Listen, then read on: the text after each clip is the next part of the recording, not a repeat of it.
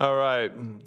I, Nicholas Pardue, hereby reconvene the Board of Education regular meeting in open session at 5:07 p.m. Please note that this meeting is being both recorded and live streamed for public viewing. I would like to welcome the community members in attendance this evening.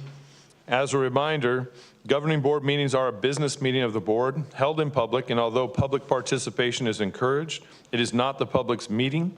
It is the duty of the board president and/or clerk of the board to maintain an orderly, respectful, and peaceful meeting where all perspectives, voices, and opinions are welcome. Please refrain from speaking while another person has the floor. At the scheduled time on the agenda, individuals wishing to provide public comment will be called upon one at a time to do so in accordance with Board Bylaw 9323. The board cannot and will not respond to non-agendized items, but a staff member will reach out to you on matters that may need to be reviewed as appropriate. D1, report action in closed session. The board did not take any formal action in closed session. D2, I call on Vista Murrieta High School student rep Isabella Acosta to lead us in the Pledge of Allegiance.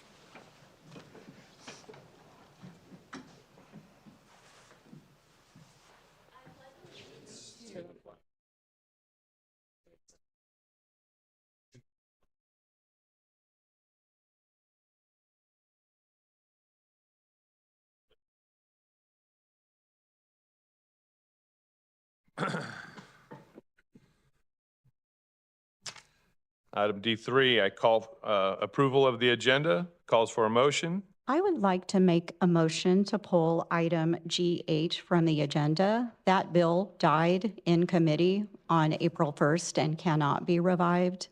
I find it a waste of district resources to pursue that. Which item? G, which? G8. Wait, I'm on the wrong one. You mean G? I'm sorry. I'm making a motion to remove G7 from the agenda, which AB 89 died in committee on April 1st and cannot be brought back. So it is really a mute item. Second that motion. Do we get discussion? Actually, maybe for the parliamentarian. I just want to note, so I'd like to make a motion to amend that resolution. Is this the appropriate time to do that? Is this the time to do that now? I think first it is time to consider whether to pull it. Okay. And then I would offer the amendment that you're proposing. Okay. If the board decides to keep it on the agenda. Okay, so let's vote. This is a vote to pull agenda item G7. Nancy Young? Yes. Mr. Pardue is a no. No. No. Mrs. Munoz? Yes. Motion fails 3-2. At this point, if we'd like to amend that item, this would be the appropriate time, not when the item Correct. comes up? Okay. All right. Ms. I would like Briggs. to make a motion to amend resolution 2425. Do I have to read the whole thing? Okay. Your whole motion, yes. My whole, well, okay. Oh. I'm gonna do it. I move to amend resolution 2425 as follows: strike the current text of the resolution in its entirety and replace it with the following text, which I've made copies for everybody. So I didn't make one for the parliamentarian. I probably should have. And Doc too.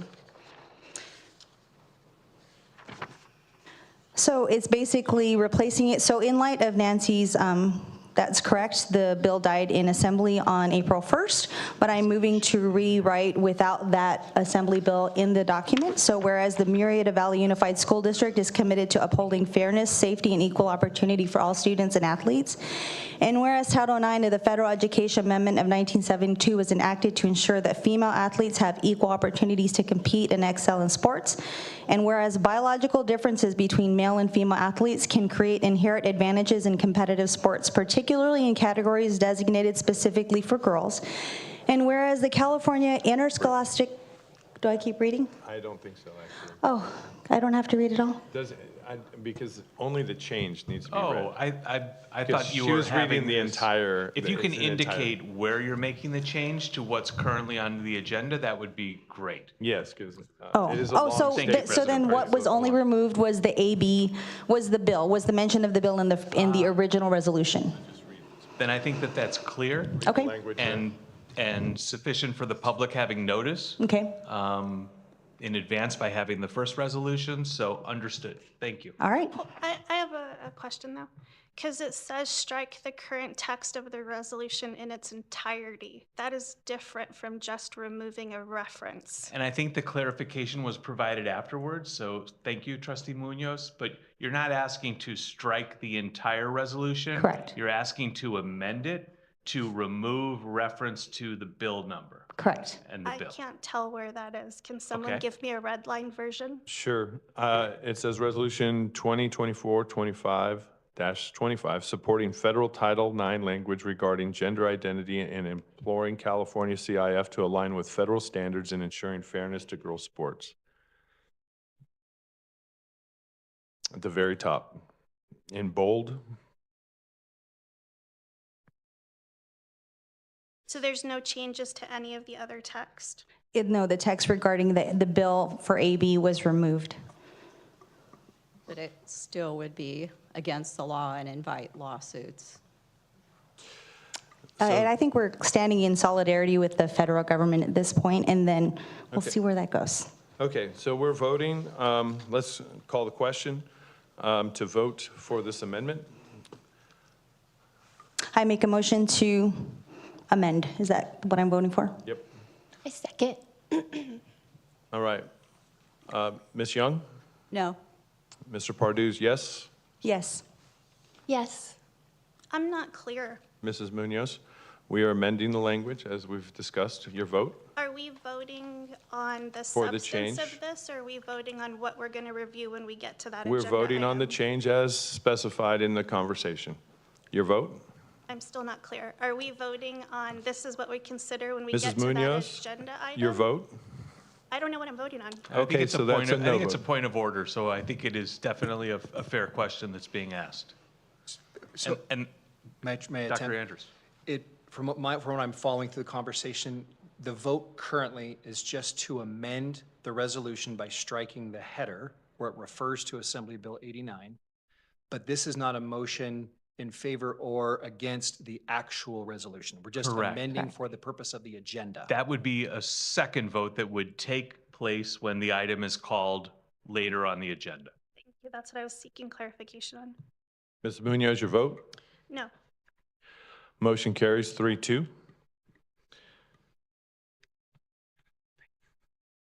We still need an approval of the rest of the agenda. Calls for a motion. Oh, so moved. Need a second? First? Oh, I- I second. All in favor? Aye. Aye. Any opposed? No. All right, motion carries 4-1.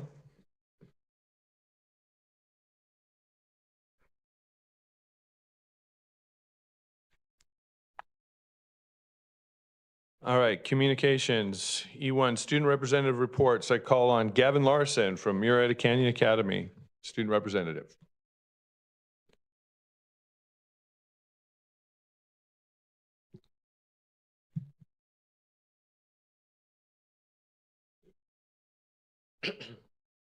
Good evening, board. It's good to be back.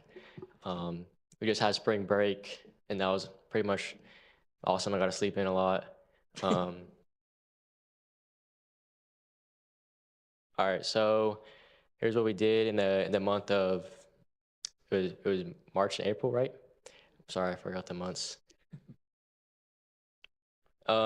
So for SOAR, we're in all the classes, we're participating in an attendance competition. It's not just for like fifth period, which is basically all our competitions, but it's actually for every single class period. It's a competition just for attendance. Whoever has the most attendance for this week and next week gets, the whole class actually gets Chick-fil-A. And it's not just like a little tiny like kids meal Chick-fil-A, like it's a whole entire meal. So like my class, or my 5th period class, is in 2nd place already. So I'm trying to like motivate my 5th period to all show up every day for this week and next week, for the rest of this week and next week, so I can get my number 7 with a cookies and cream shake. Because I love Chick-fil-A. Who doesn't love Chick-fil-A? It's like one of the best fast food here. But yeah, also we're doing like a military vet donation for every guidance class. You just bring in goods for military veterans and like deployed service members. You just donate anything like toothpaste, anything like like canned goods, anything like a chapstick, gum, and also like what's it called? Just letters too, just to give them your thanks. And that's also a competition. Whatever guidance class gets the most in their boxes gets a prize, a party, whatever.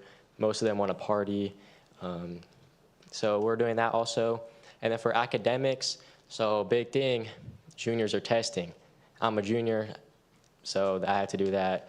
I just finished my testing 2 days ago. I did my science test. I did feel like I did pretty good on it. Everybody else said they feel like they did pretty good on it. And then next week we're doing more testing, and then the week after that we're doing more testing. So it's a busy month for the juniors. Not looking forward to it, but it wasn't all too bad. And the seniors are working on their MSJC applications. I think all of them did them. So just to apply for a community college right out of high school. And then also MCA, we went to Mesa's career fair, which is pretty awesome. Good job, Mesa. I'll give you your props. But I didn't see a helicopter there. There was a helicopter advertised, and I didn't see a Black Hawk helicopter. Not trying to throw shade. I saw Dr. Andrews there. Pretty cool. Yeah, it was pretty cool. I got like recruited by a military guy because I was doing deadlifts, and like I was talking to the guy for like 15 minutes. It was kind of intimidating, but he was like, well, what do you want to do? And he low-key got me like convinced, and I gave him like my number and everything. He's been texting me. So I kind of got, I'm not gonna say like, I don't know, like he kind of recruited me, and it was pretty cool to get recruited. I kind of bragged about it to my mom, and then also, yeah, it was pretty cool. We got to play cornhole and everything. There was a bunch of jobs that I got to learn more about and what I want to do in my future. So that was pretty fun. Thank you, Mesa, for that one. And then for activities, so for MCA, a lot of you know we do Fun Fridays, and we did a hike for our school. It was tiring, I'm not gonna lie. We went like in the back of the mountains behind our school. We all walked during 5th period. We all walked, we all picked up trash. We got like 2 hours of community service and 2 hours of PE, or 2 hours for PE for those who needed it. It was a long walk, and I do not plan on doing that again with my class. But it was pretty cool to do, actually, to get out of school and do it. But we all got together, we all walked, we all talked, and it was a really fun time. We also did, I think it was last Friday, we did another Fun Friday, which is every other week. But we haven't really done a lot this semester. But last Fun Friday, it was, since we're getting into Easter, which is Sunday, we did some spring activities. We did an Easter egg hunt, like leadership. We hid eggs around the whole campus, and we had kids go find the eggs. I don't know if you guys have been to MCA, but it's not really a big campus. There's not a lot of places to hide eggs, but we did our best. We did good with what we had. A lot of hiding. I hid mine like on this light. Like I jumped up and I hit it on a light, and nobody could get it. So there's that. And then, but they honestly found their eggs in like 5 minutes, which is all right, I guess. Like we kind of like showed us that we sucked at hiding eggs, but it was fun. And we also had a bunch of games spread out to play. Cornhole is a big thing that we like to do, have out for Fun Fridays. Everybody likes to compete in cornhole and that, and we'd have like a bunch of we had a bunch of games like hula hoop right there. that was like my first time I ever hula hooped since like 5th grade, and I was horrible at it. Like I forgot how to do it, which I didn't think I would like forget how to hula hoop, which is pretty weird. And then we all did like dart throwing or axe throwing on a dart, like on a dart board. So Fun Friday is obviously a good thing to do in MCA. We all love it. And then Mr. Knapp, our photographer teacher, he is offering complimentary senior photos for all the seniors, completely free. So if you just got to schedule Mr. Knapp, and he provides senior photos for you. He has a backdrop and everything. You can bring whatever you want. And yeah, these are from last year, our seniors from last year. And I think everybody has done senior photos so far. And yeah, it's pretty cool. I can't wait to be a senior, so I can finally, I can't wait to be a senior, and then, so this is a pretty interesting thing right here. Our staff did like a secret staff spirit week, and it was kind of getting me mad because I didn't know what they were doing it for, and I kept on asking them, like, what are you guys doing? Like the first day on Monday, like I saw 3 staff members wearing hats, and I was like, okay, that's kind of weird. Like, why are they all wearing hats? And I looked around, and they were all wearing hats, and I was like, dude, this is kind of weird. Like, this is like a crazy coincidence. And then I asked them, and they were like, no, we just happen to be wearing hats today. And then they just won't tell me the reason. And then yesterday or Tuesday, yesterday they were wearing all jerseys, and today they were wearing all stripes. And then Tuesday they were wearing all black. And I was like, guys, what the heck are you guys doing this for? Like, it's eating me up inside that I don't know the reason why you guys are doing this. Like, please tell me the reason. And they still won't tell me the reason why they're doing this. So they were like, well, we can't have fun. I'm like, that's not like what I'm trying to say. I just want to know what the reason is. But I guess they're just trying to mess with me or the students, and it's working. But I mean, but that was it. We had spring break, so not a lot of talk about. But I hope next one is our last one. I'm pretty sure. So these have gone by pretty fast. But thank you guys so much. Hope for next time. Thank you. Next up, we have Isabella Costa from Vista Murrieta High School.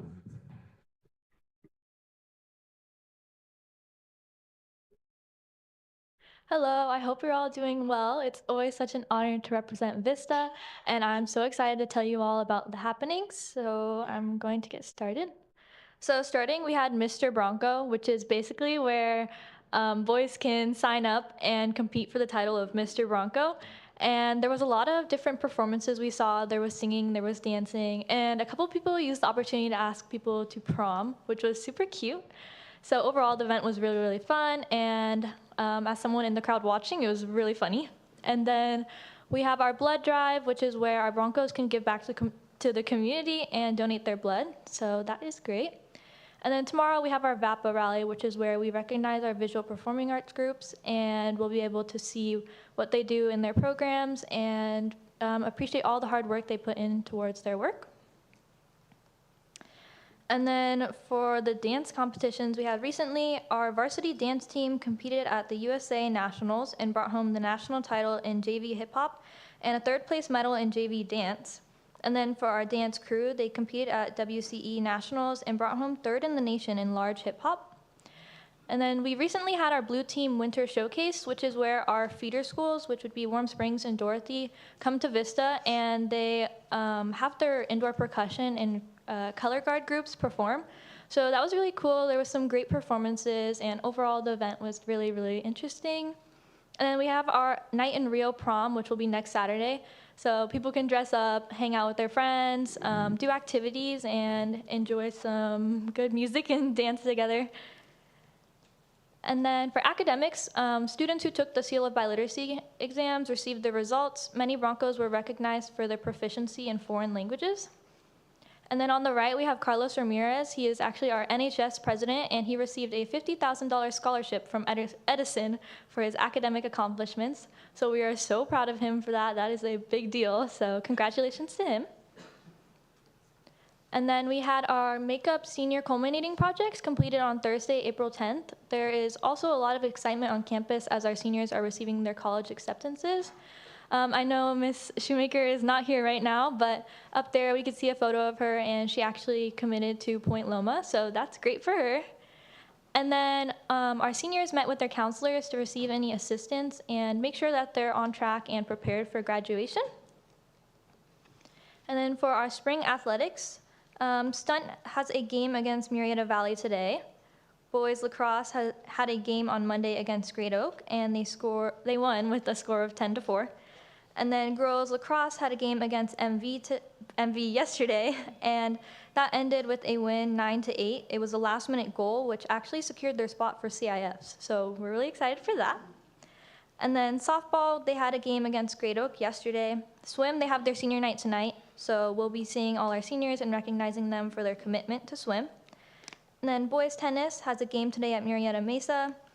Baseball had a game yesterday against Great Oak where they won 8-5. Track and field has a meet today at Murrieta Mesa.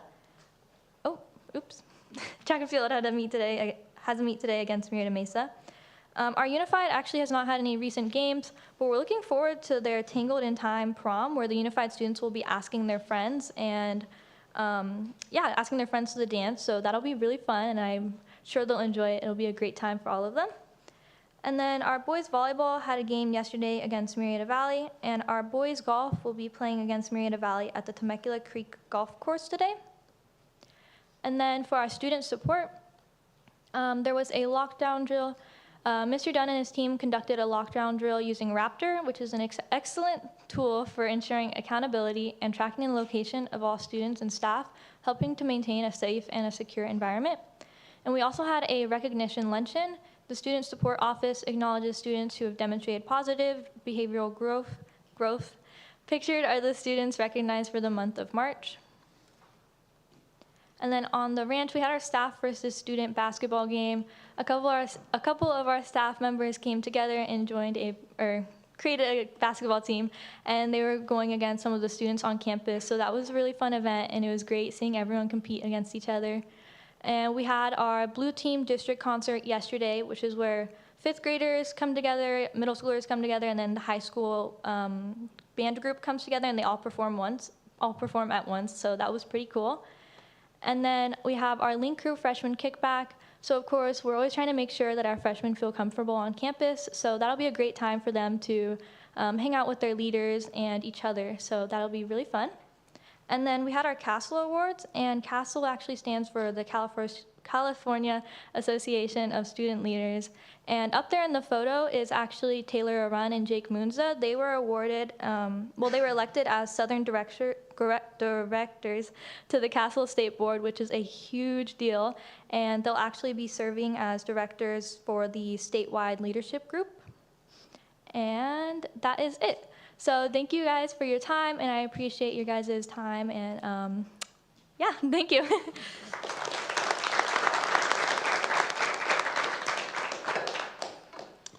All right, next we have Megan Lewis from Murrieta Valley High School.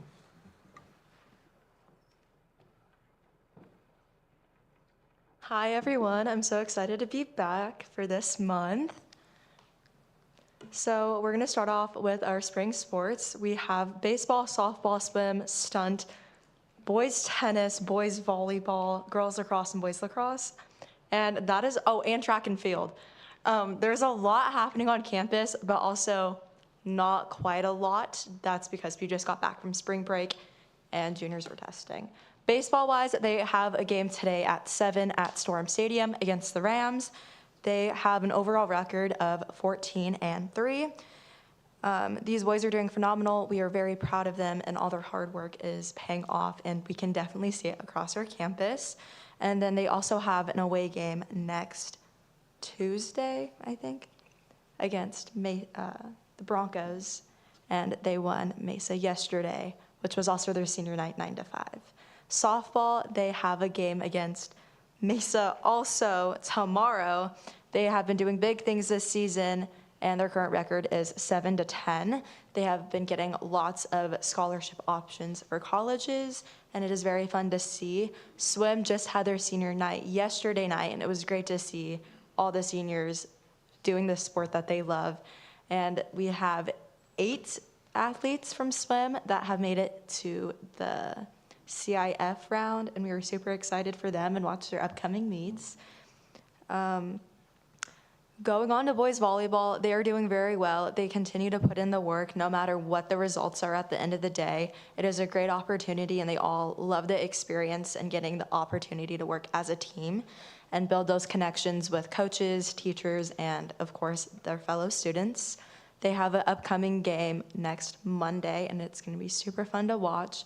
Stunt is killing it. They won TV, and they have their upcoming match, I think, next Wednesday, which is going to be super exciting as their season's coming to an end. Boys lacrosse also has an upcoming game on Monday at 6:30 against the Pumas. So that's against Chaparral at home. And they're doing really good, great work. It's really fun to watch them. Track and field have an away meet today. They are doing great. They are breaking school records. They're putting in the effort. Like, I will walk off campus and I'll just go watch one of my friends' softball games, and they're practicing, they're training, and it's like, you guys are putting a lot of time. Like, it's really great to see because there's so many of our students that are in multiple different sporting groups, and they're still putting in the work to continue to prove their game and just have fun with their friends. Girls lacrosse did unfortunately lose to Mesa. Honestly though, good for Mesa. Like, it's really fun to watch the game, but really difficult. But they have a game coming up against Pumas tomorrow, and they're home. And their current record is 9-9, and they have tied 1. Boys tennis, they're doing great. They're currently number 1 in the Southwestern League and League. They're 4-0. It is great to see them. Of course, they're doing great. We're very proud of all the work they have been putting in. Academics, our juniors and seniors, well, not seniors, our juniors are finishing up the state testing, so CASP and CAST testing. Right now, we are finishing up the math portion, and then next week it is makeups for everyone who has missed either English, math, or science. It is really, being a junior, I'm like, okay, it's not gonna be bad. I did this all throughout middle school. It's a lot more complex than you would think. Like, you have a lot going on in high school, and it's just the balance of like, oh, do I remember this? And then you see it and you're like, yeah, I don't know that. But it's really fun to like just reflect on all that. Our junior reflective tasks were graded last Thursday, and I was super excited. I mean, who doesn't love coming back from a week off and then getting out early, like a week later? That was really fun. And then our IOs happened. So that is our IB program, and they got to do a speaking presentation, which is a part of their grade. I personally don't take any IB classes, but I know a lot of people do on our campus, and it is a great opportunity for them to practice public speaking and to get the real life opportunity to get the feedback and learn how to adapt to the scores they get. We also have office hours every Thursday and Friday. Unfortunately, this week we only have Friday, because yet again, we are doing state testing. We have our 12-week grading period coming to an end tomorrow, and grades will be released by next Wednesday. We have service hour opportunities posted all over our campus and through like our counseling page, and we do have the Daisy Walk that we are hosting on the 26th to get more service hours or just to have fun. We have our seniors getting acceptance letters to colleges. We are super proud of them. They continue to amaze us. And our incoming freshmen are picking their classes for next year. Climate and culture-wise, our band hosted the Team Red District Concert yesterday. It was super fun. Like Isabella said, it's where our feeder schools get to come onto our campus and play the music. And I went, and it was super fun to watch. Like, I cannot play an instrument to save my life, but like seeing these young kids like just have fun and enjoy themselves was really fun to watch. We have our spring rally, but we have our senior farewell rally coming up on the 22nd. And that's gonna be super exciting. And then we had Scholar Bowl finish up. The winners did get a free prom ticket, which I don't know if you know how much prom tickets are, but they can be pricey. So a free one was really helpful. And luckily all the seniors won. So if they got a free HOCO ticket, they just got to add another one, save the bank account a little bit. We had senior wings, and in case you don't know what that is where our seniors can like thank a teacher and have a lunch with them and just tell them why they are thankful for them, and it's just a way for them and teachers like know what's happening, and then our teachers do the same for them as well. We had our last blood drive last Wednesday, just for our students to give back to the community, or like Strat would like to say, our ASB director, just to have fun. I don't know how giving blood is fun, because I don't do needles personally, but like some people do find that fun. We have our National Honor Society ceremony coming up to celebrate our seniors, and our advanced law enforcement class put on the safest summer ever. In case you don't know what that is, our law enforcement, a group of seniors or juniors, whatever grade level, it's mostly the upperclassmen, they go in depth about drunk driving and why not to drink and drive. And it's a big event on campus. We had that last Thursday. During office hours, we got to learn, like, why not to drink and drive, and just get friendly reminders on why it's dangerous. And like, I already knew this, but in case you guys don't know, every 15 minutes there is a drunk driving accident, which does cost people lives. So it was just a really good reminder for our students to realize there are consequences, and be smart and stay safe. And then we have our CSF senior recognition coming up, I think, next Friday. Our ASB program did have 20 students attend CASTLE, which stands for California Association of Student Leaders. It was super fun.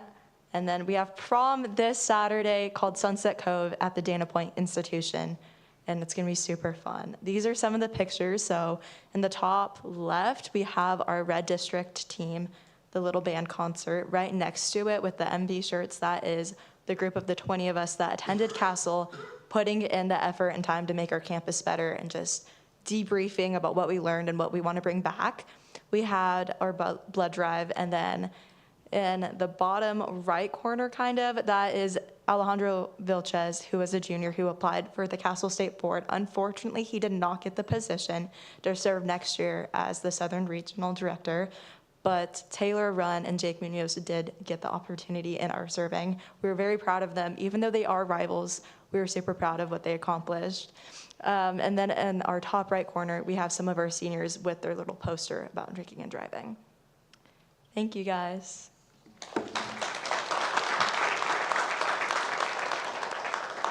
Last, we have Caitlin Coleman from Murrieta Mesa High School. Hi, board. It's lovely to see you all. I hope you're having a great week.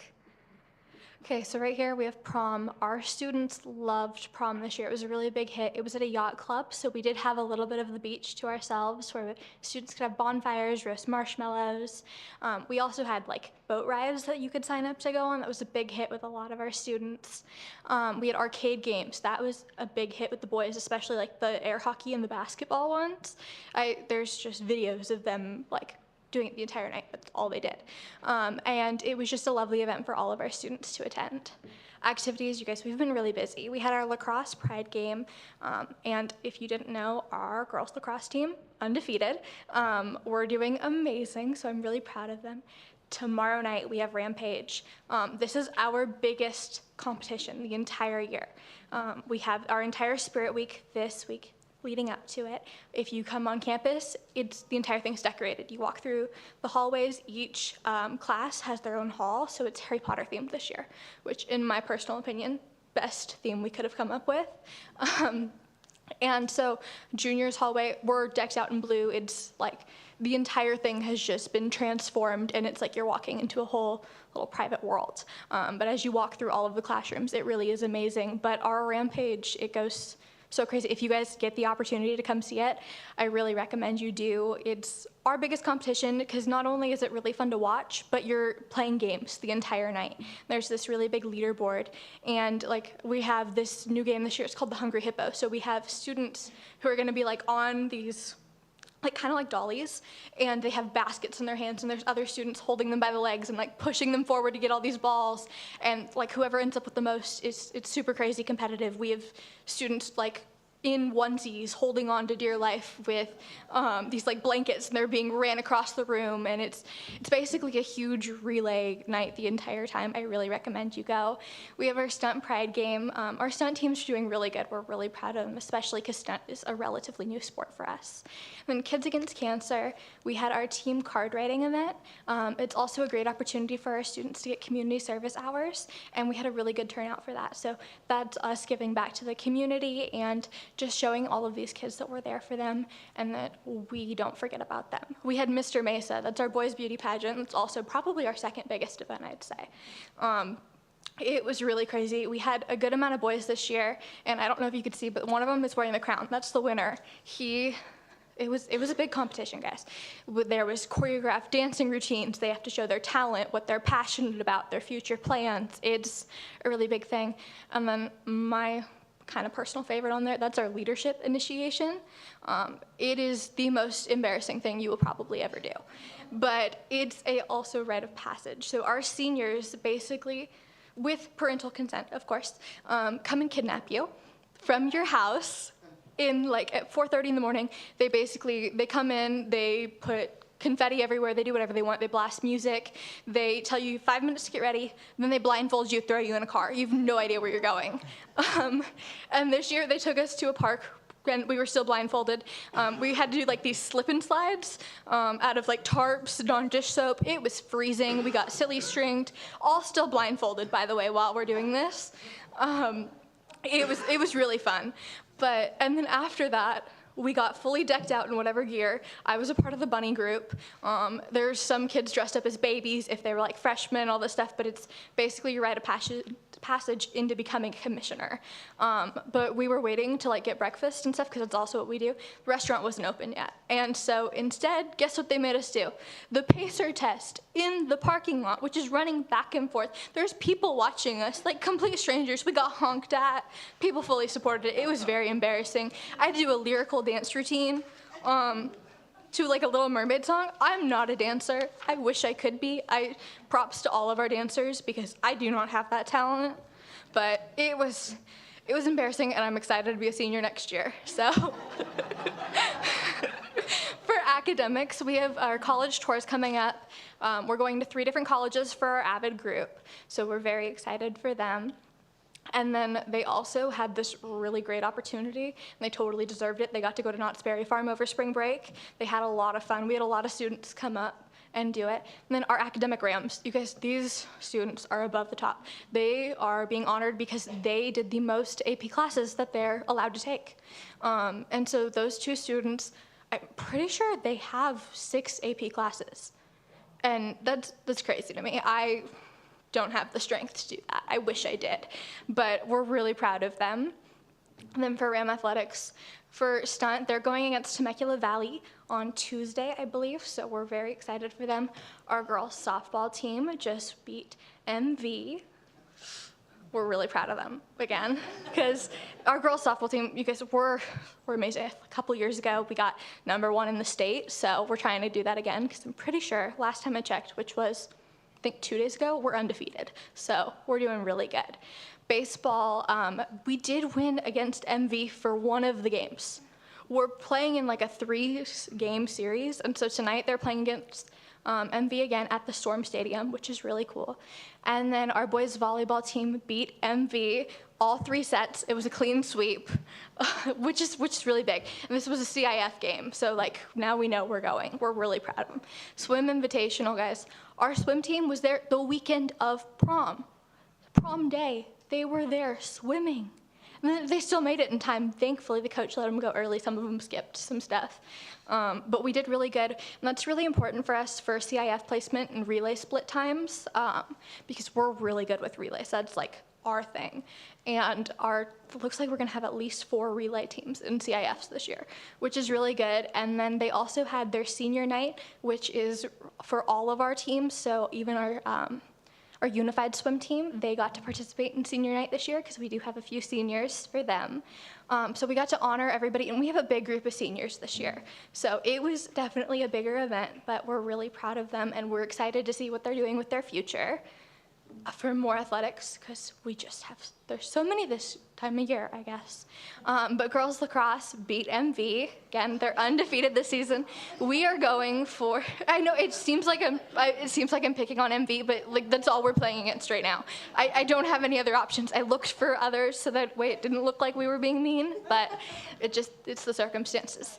But this year, looks like we're on track to get our 5th championship in a row, so back to back to back to back. We're really proud of our girls team. Our boys lacrosse team did unfortunately lose to MV. We have to give them something, so we did, but they did play really good, and it was a very close game. Our track and field team, okay, this kid, I really had to just give him a moment. He's a sophomore, just beat our school record. He did the pole vault, I think that's what it's called, 13 feet and 10 inches. I don't know about you, I could not get my body that high off the ground. Fear of heights, no thank you. I would fail miserably. And our girls track team, they're playing against Vista right now, actually. So I guarantee you they're gonna pull out a win. So we're proud of them. Our boys tennis team, they have a game against Great Oak on Tuesday, and then our boys golf team plays against Vista on Thursday. So we're excited to see those scores. For Mesa Performing Arts, we don't have much going on right now, but choir did get to go to Nashville over spring break. They were super excited about that. They got to see a bunch of performances. They got to go see a bunch of really historical places. I mean, it's Nashville, so country music, all this really fun stuff. And they got to perform at 4 different places. So they were very excited to go. We had a huge group of kids going this year. So we're really proud of them. For Mesa Culture, I tried to focus more on what we're doing for our community, because we have a lot of stuff. So for our future athletes right there, you can see we went to Chevela with Mr. Broussard, and he got to give away some of our champion rings to our future athletes to get them involved in next year and what they can look forward to at Mesa, because we're doing pretty good in sports right now. So we're very proud of us. And then we had the honor of hosting the 7th annual MVUSD track and field elementary thing. Yeah. And we had over 1,000 student athletes and over 500 volunteers, and then over 3,000 people come to watch and support our students. And so it was a great thing. Basically all of the police force came and volunteered their time to spend with the students. It was a really big event, and we had a lot of fun, a lot of local sponsors, so that turned out great. And then seniors Maddie and Tristan got to spend the day with Tovashal Elementary. They went right before the track and field event. And so they got to really hype up those students. They got to do morning announcements, which they were very excited to do, and just spend the day at the elementary school, because I don't know about you, I'd love to go back to elementary school, particularly first grade. I love my first grade teacher. She's the best, teacher that you could ever get. And then we had our spring rally. This was the event leading up to Mr. Mesa. It was a really big week for us. We had our spirit days. Our class competition results just came out an hour ago, otherwise I would have put them in there. But juniors, we're on top again. We're in the lead by 20,000 points. We're very proud of ourselves. And so our games this year, the biggest one that we had was soak a senior and a teacher. So, and you didn't even have to pay money for it. You got to soak whatever seniors were up there. Some teachers got volunteered to do it. So our students really had a blast with that. But you can see right there the train. That's how we found out our Rampage theme, which was Harry Potter, so going to Hogwarts train. And then we have some of our MCs, they get to do these really big choreographed dances, and we really like to honor our sports teams during this. They get to come out, do these dances. They're usually really chaotic, but they're so amazing, and everybody remembers them. And they compete in these games. It gets pretty wild and very competitive. But it's really entertaining, and everybody loves it. And then we have our dance team. This rally was sports themed, and so each class was a different sport. And we had a really good turnout with just participation and people wanting to dress up for Spirit Days, which is really good. Thank you guys so much. I hope you have a great Easter weekend.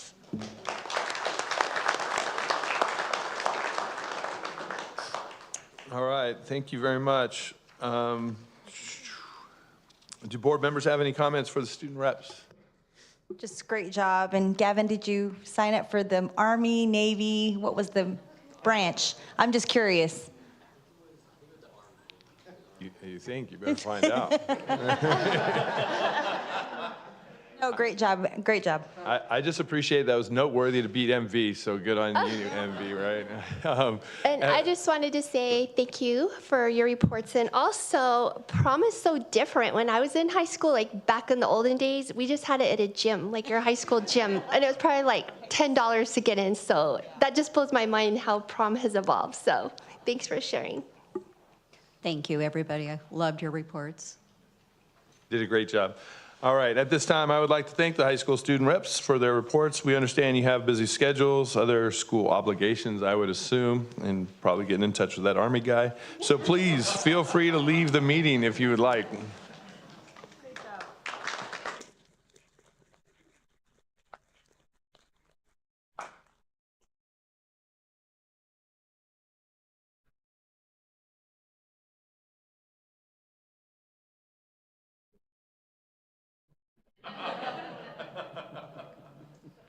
All right, at this time, the Government Board would welcomes public comments. Individuals wishing to address the board are requested to complete a request to address the Board of Education card located at the boardroom, at the entrance of the boardroom. In accordance with board bylaws 9323, individual speakers shall be allowed up to 3 minutes to address the board on each agenda item and non-agenda item. The board shall limit the total time for public input on each item to 20 minutes. Do we have some board comments? Clerk? We do. All right. First up, we have Drew Davis, followed by Jeremy Murphy.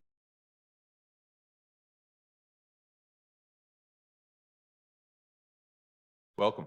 Thank you. Good evening, board. Thank you for giving me the opportunity to speak. My name is Drew Davis, and I am a community leader as the pastor of Temecula United Methodist Church. And I just wanted to take a minute to share with you, as this school board, along with many other school boards, as you wrestle with concerns connected to our LGBTQIA+ siblings.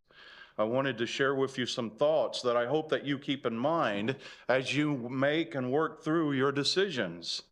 There's a lot of misinformation that we deal with that affects the way that we view the things, and unfortunately cause harms to vulnerable siblings who are seeking care.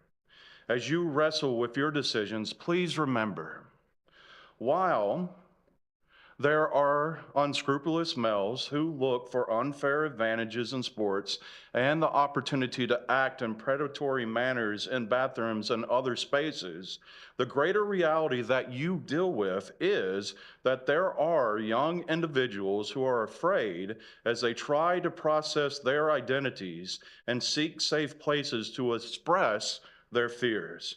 It is a greater reality that the individuals are journeying through physical and chemical changes so that they can see their true selves when they look in the mirror, and not seeking advantages, but trying to maintain emotional health. In many instances, these frightened individuals need an adult who is not seeking to take notes to out them to their parents, but whether an adult willing to ask the question, what is the reason this individual did not speak to their parents first in the first place?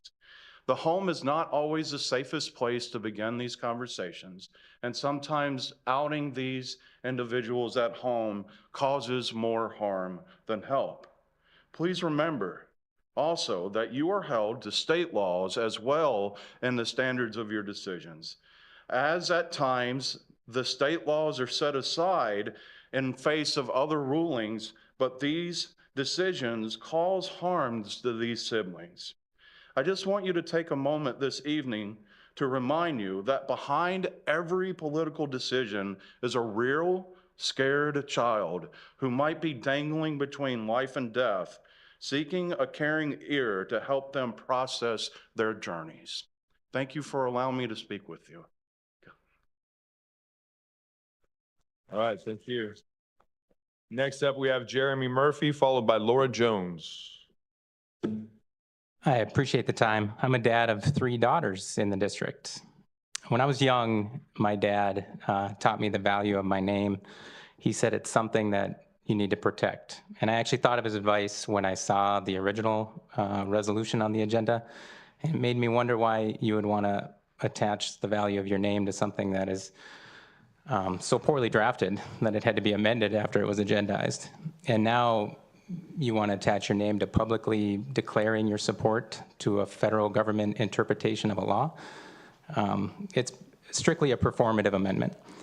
You know, the agendized item was even just a copy-paste effort from another district. And this revised version does more than simply just strike the wording of AB 89.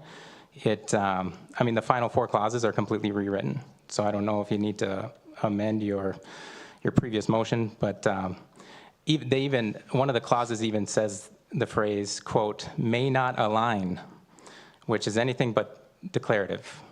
Like, I would think if you're gonna attach the value of your name to something to advance your agenda, you would want to remove vague language and make more definitive statements. I'm actually kind of surprised that Nick approved the amendment. I mean, he has attached his name to statements in the past arguing that state and federal government should not dictate policy to governing local boards. But Nick has also contradicted himself before, so maybe he's okay with bending the knee to the federal government now. But those mounting contradictions do diminish the value of the name attached to them. It's just clear that you want to use it as you want to use your name for a political spectacle. I'm reminded of a Thomas Sowell quote about performance in politics. You know, and he says, quote, for bureaucrats, procedure is everything and outcomes are nothing. It's fitting because this is strictly for procedure. I mean, you want the spectacle. There's no viable outcome with the vague language in this amended resolution. So I just want you to consider being leaders and focusing on realistic outcomes for our district, like student achievement and academic excellence, instead of posturing as political performers, wasting district time, resources, and wasting the value of your name. Thanks. Now we have Laura Jones, followed by Alexander Nichols.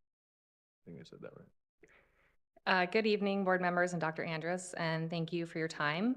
This is my first time addressing the school board, but I think you can expect to see me frequently in the coming years. My son is in kindergarten at Monte Vista, and I serve on the school site council there. In the 2 years we've been at Monte Vista, I have been in awe of the care, inclusion, and dedication shown by the staff, faculty, and administration. I want to use my time today to discuss diversity, equity, and inclusion. As one of the few Jewish families at Monte Vista, I have been so touched by the efforts of our staff, faculty, and administration to make my son feel welcome, especially during the holiday season when it is so easy for a Jewish kid to feel left out. Unfortunately, I do not feel comfortable identifying the people who have gone the extra mile to make my son feel welcome in an overwhelmingly Christian community due to the federal government's DEI reporting website. I would be heartbroken if any of these fine educators were punished for showing love and empathy to a 6-year-old boy. Unfortunately, that is the country we are now living in. At the same time as the federal government is threatening to withhold funding from districts that won't discontinue all DEI practices, arresting and deporting people without due process because of the color of their skin or country of origin, and erasing from federal publications and websites all mention of the many women, LGBTQIA Americans, and people of color that have built, served, and protected this country, this school board has placed upon its agenda an item to support AB 89, a bill that discriminates against trans students, a bill that has already been rejected by the State Assembly. This bill, which singles out trans women, did not even make it out of committee and has no chance of becoming law. Why are we wasting time voting to show support for the bill? The only conclusion I can reach is that this board wants to make sure that trans students know they are not welcome at our schools. At the beginning of the meeting, Mrs. Briggs amended this agenda item to remove the reference to AB 89, but the discrimination at the heart of the item remains. This isn't a widespread issue because such a small percentage of Americans are trans and want to participate in sports. Even if the issue was more prevalent, the limited data we have on trans women participating in women's sports shows that they do not statistically outperform their cisgendered opponents. This board is choosing to go on record showing support for a type of discrimination that has zero chance of being encoded in state law so that some of the members can further fear of the other and increase division. I can find no other reason. California law supports trans women in sports. California law supports diversity, equity, and inclusion, and will continue to do so despite threats from the White House. All of our students deserve to feel welcome and supported at our schools, regardless of gender identity, sexuality, race, religion, native language or country, or the color of their skin. Let's not join the side of hate and fear. Instead, let us always lead with love, compassion, and inclusivity. Let us not waste time kowtowing to those that want to oppress and exile those that are different from us, but instead use our time, resources, and power to ensure that all our students will continue to be supported, even if the federal government yanks our funding away from us. Thank you. Thank you. We have Alexander Nichols, I think. Saying this right? No? Emily Brooks, followed by Emily Brooks. All right, we have Emily Brooks. All right, thank you.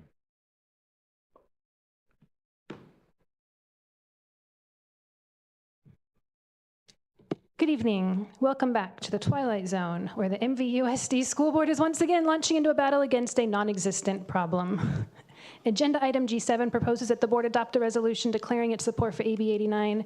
The item should not be on the agenda tonight because, as others have already pointed out, the issue is moot. The bill was dead on arrival in the state legislature earlier this month, received only 2 out of 9 votes at the committee stage back on April 1st. If you didn't know that, shame on you for not doing your due diligence as a board member prior to this meeting. If you did know that, but decided to proceed with tonight's agenda item anyway, shame on you for wasting valuable time and money to debate a non-existent issue. We've heard time and again this year that we're in a budget crisis and need to find ways to cut back, especially now that the federal government is threatening to cut funds for public education and has launched a misguided trade war that's destabilized the economy. But instead, Mr. Pardue, Ms. Schmidt, and Ms. Briggs, you've placed a politically divisive non-issue on tonight's agenda and urged your supporters to come and speak out, dragging out another meeting and racking up unnecessary expense. How much will you pay to keep the support staff here for the duration and to keep the lights on and the HVAC running? How much of the staff's time did you co-opt in the past few weeks to do research for you into the issue? Is the political bump worth wasting precious district resources? What's next? A proposal to join MVUSD to the lawsuit suing Riverside Unified and the California Department of Education to block one trans athlete from running cross country? How much money will you waste on legal consultation fees for that one? How many special board meetings will you call? How many times do I have to forgo another evening at home with my children to remind you that you were not elected to pursue a highly partisan political agenda, but instead to work together cooperatively to improve MVUSD schools and student outcomes? If I thought you'd listen, I'd point out that scientifically speaking, sex is not binary, no matter how many executive orders are issued to the contrary or lawsuits filed. If you manage to get through high school and college without ever learning about genetic mutations and intersex conditions, I suggest you go speak to some of our biology teachers. They can set you straight on the undisputed facts. If I thought you'd listen, I'd also point out that the Olympic boxer from Algeria, who was all over the news last summer and local social media pages, was in fact born and raised female and only began to exhibit male traits when she hit puberty. She was later subjected to extensive, invasive medical examinations and genetic testing before being allowed to compete. She's a prime example of the fact that biological sex is not always binary, and the determination made by a doctor upon visual inspection 2 seconds after birth is not always a definitive marker of one's biological makeup. Where we draw the line of demarcation is way above your pay grades, so why not leave that to the experts and focus on the issues at hand? If I thought you'd listen, I'd also point out that no child wants to be at the center of this controversy. By the time they ask to be known by a different name or ask to use the locker room or bathroom where they feel most comfortable, or tries out for a sports team that doesn't match their birth certificate, they have gone through years of turmoil and self-doubt and questioning and therapy, not to mention a lot of bullying and hatred. And I hope that all of you can respond to them with just a little bit of compassion and grace rather than turning it into a political campaign issue. Thank you. I'm sorry for going over. Thank you. Next, we have Brittany Satari. Thank you. All right, good evening, members of the board, district, cabinet, and audience. I wanted to take a moment tonight to thank the work of the Math Pilot Adoption Committee. These teachers put forth hours upon hours and hours of hard work. They had to be occasionally pulled from their class to engage in discussion about the curriculum. They had to plan daily above and beyond what we normally do. They had to constantly stop, assess, pivot, to make sure that the students were still learning the important essential standards that match our CSAs currently. So I value the work this committee did this year, and I appreciate their collaboration. I also wanted to thank the district for opening this adoption up to such a diverse group. There was at least one teacher from every grade level offered a seat at the table, offered a voice. This was one of the biggest pilots I've seen in all my years, and I feel that the results are a clear indication of that positive collaboration. In the spirit of positive collaboration, I'm going to pivot for a quick second. I would like to speak briefly on one more subject in hopes that some positive changes can be made here in this district: combo classes. They aren't a new idea, but they're a terrible one. They are becoming more and more prevalent here in MVUSD. They are not what's best for students. They are not what's best for teachers. They are not what's best for admin, and they are not what's best for parents. None of the stakeholders benefit in this environment. Only our budget benefits. Students lose time with their peers as their teacher has to decide between which recess or lunch break to take. Parents worry about their children getting less of their teacher or exposed to either immature or too mature topics. Admin has to deal with exhausted teachers and frustrated parents. Teachers must plan and bend and pivot again and balance and juggle daily. It's impossible to do everything well, especially all of the curriculum well, especially new curriculums well, with 2 grade levels. This time of year is particularly challenging as state testing comes into play for the upper grades. For a lower split curriculum like me, what seems like a simple schedule change just to accommodate those upper grades is actually a living nightmare for me. For the upper grades, the 2-3 combos with 1 non-testing grade and 1 testing grade, equally a nightmare. What do those non-testing kids do during that time? Get farmed out to other already packed classes or busy work while they wait for their peers. It's a challenging environment and it's not ideal. And I know that most of us in this room agree that it's not ideal. I strongly encourage the district to stop the practice of combo classes. If our mission really is to support students, this is not the way. Hire the additional teachers and lower the class sizes. Thank you for your time and consideration.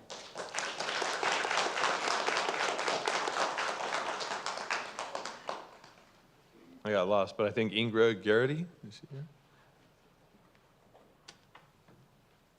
Followed by Michelle Nichevez. Good evening, my name is Ingra Garrity, and I teach at Coal Canyon Elementary School. And this year I had the privilege of piloting the iReady math curriculum with my class of 2nd grade students. I have 27, along with 2 student teachers, students that are English learners, as well as students with IEPs. I'm here tonight to share with you some of the reasons I am here to support the adoption of iReady math curriculum in our district for our elementary students. This program provides a teacher's guide and online tools that are easy to navigate and use. And I feel as a teacher, whether you're a new teacher or a seasoned teacher, you need a curriculum that doesn't require a lot of extra work for the teacher to use. Often students enter with unfinished learning from the previous grade level. This program has all the resources and data to help the teacher front load and address those issues, fill in gaps before even beginning a unit of study. Each unit begins with a STEM story spotlighting people with diverse backgrounds. Students get to see how math is used in the real world, and they love this. Instead of starting lessons with direct instruction, students are challenged to think critically on their own and embrace productive struggle that comes with thinking independently at the front of the lesson. This is a huge but important shift before they engage in math discourse with their peers. To make learning stick, each lesson ends with time for practice and options for differentiation, reteaching, reinforcement, and even extension opportunities. This supports all students. The curriculum is rigorous and challenging, but students are encouraged to work in pairs and apply creatively their skills. And one of the things that I love most about this program is that not every student will select the same strategy to use, but they all love sharing their strategy, discussing their strategy, asking their peer questions about their strategy. And this creates a wonderful environment to celebrate mistakes and share perspectives while strengthening their ability to problem solve. So I hope tonight you will vote to adopt this program. Thank you.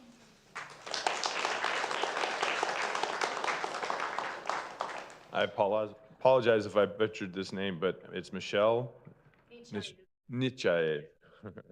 And followed by Jennifer Berglund. Good evening, President Pardue, board members, and Superintendent Andrus.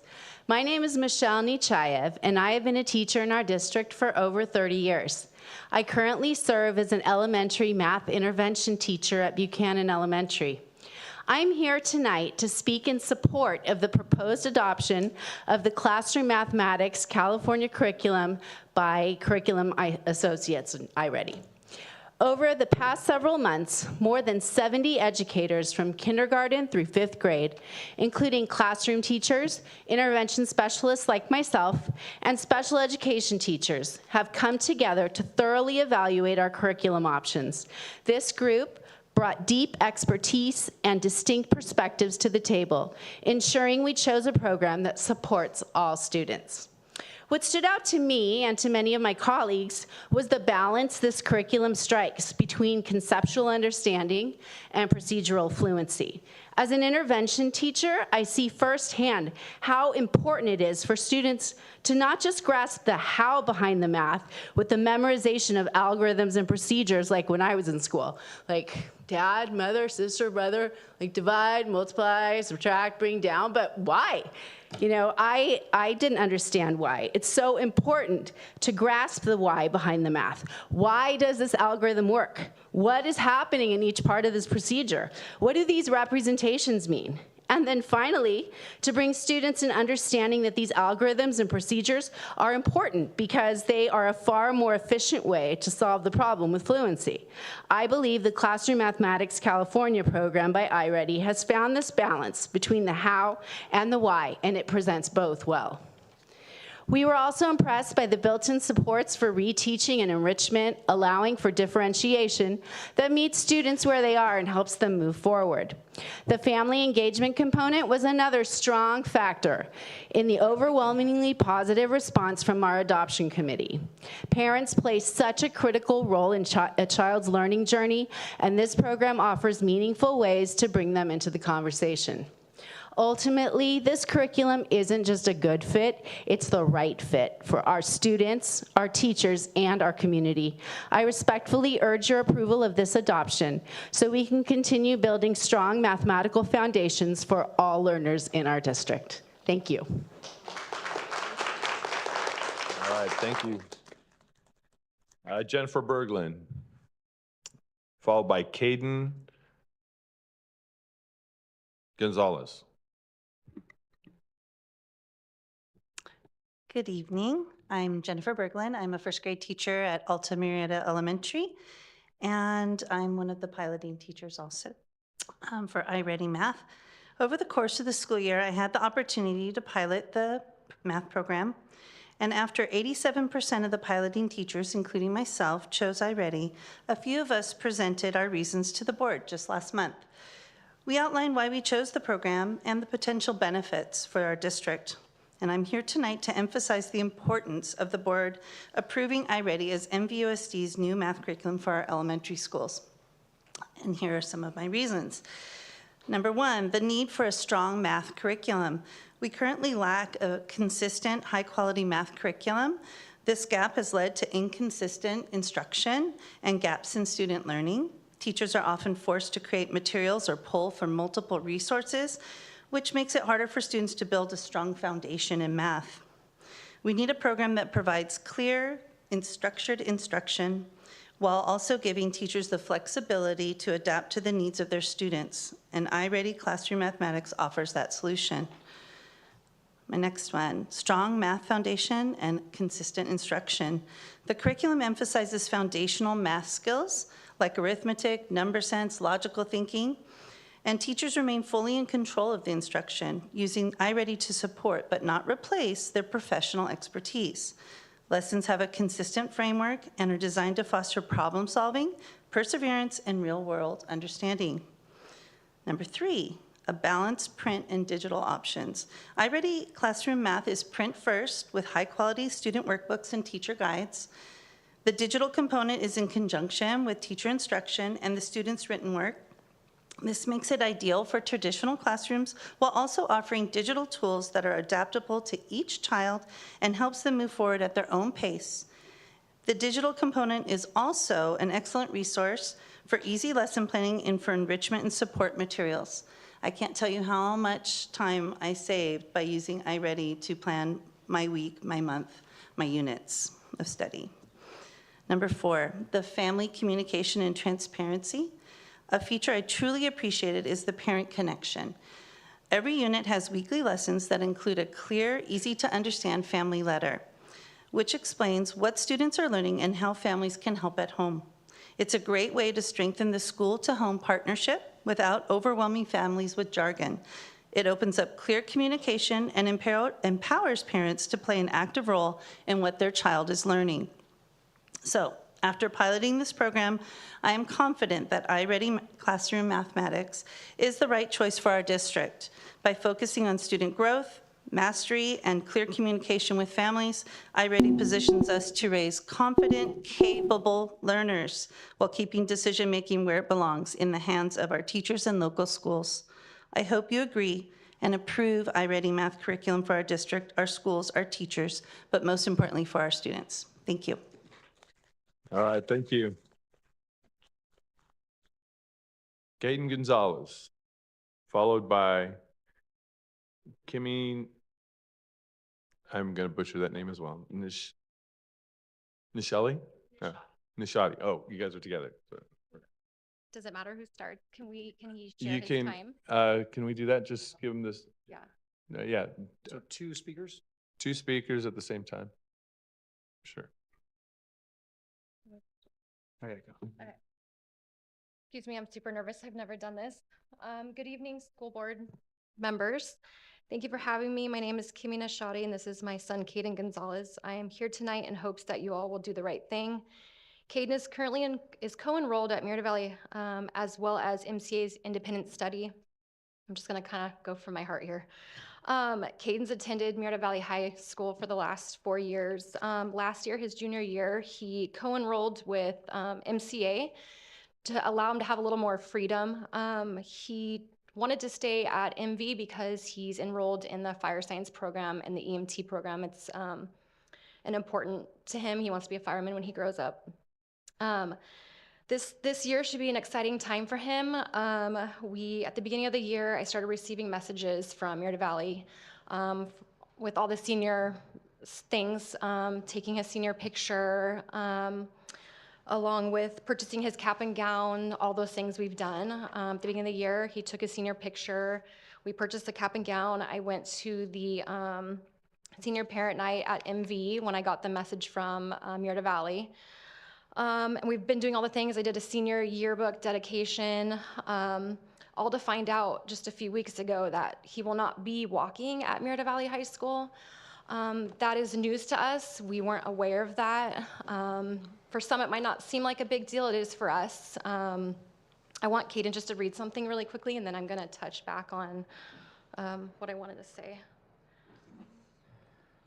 Good evening, everyone. My name is Caden Gonzalez. I'm here to respectfully ask for the opportunity to walk at Murrieta Valley High School's graduation. Although I'm co-enrolled with MCA's hybrid program, majority of my high school experience has been at Murrieta Valley. I built a long-lasting relationships with my peers and staff members, specifically my EMT and fire science program. I've proudly represented this school, and walking at their graduation is more than just a ceremony to me. It's a symbol of my hard work, growth, and dedication to this school and community. It would mean everything to be able to stand beside the classmates and my fellow fire explorers who have shared this journey with me. I'm basically here to ask that you guys do the right thing and grant Caden the opportunity to walk at Murrieta Valley High School.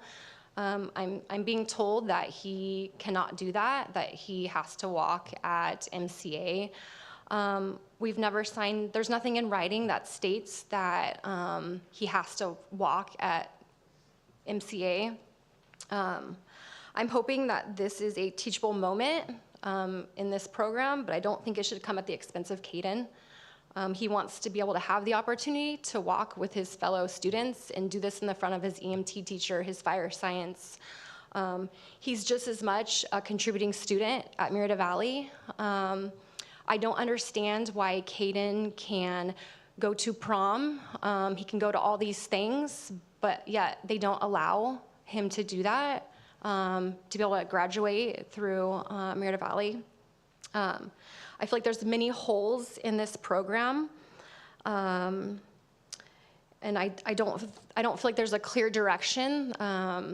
they're not saying, you know, that there's nothing in writing stating that it has to be at MCA. Mr. Pardue, I know you are really big on teacher and staff communication with parents, and I feel like they failed me on this one. I think that if we would have known that he couldn't walk at Murrieta Valley, I think we would have made a lot of different things. I was also told just recently that they base this based off of where you take the majority of your classes. He takes 2 classes at Murrieta Valley, Fire and EMT, and he takes 3 at MCA. So because he takes 1 extra, which is an IEP, it's a study skills class. It's his where he checks in. I'm sorry, I have so much more I want to say, but anyways, I'm basically just asking you to please look at all this, give him the opportunity to be able to walk in the front of Murrieta Valley, that's where he wants to walk. It's where we thought he was going to be walking. And that's it. Thank you, appreciate it. All right, thank you.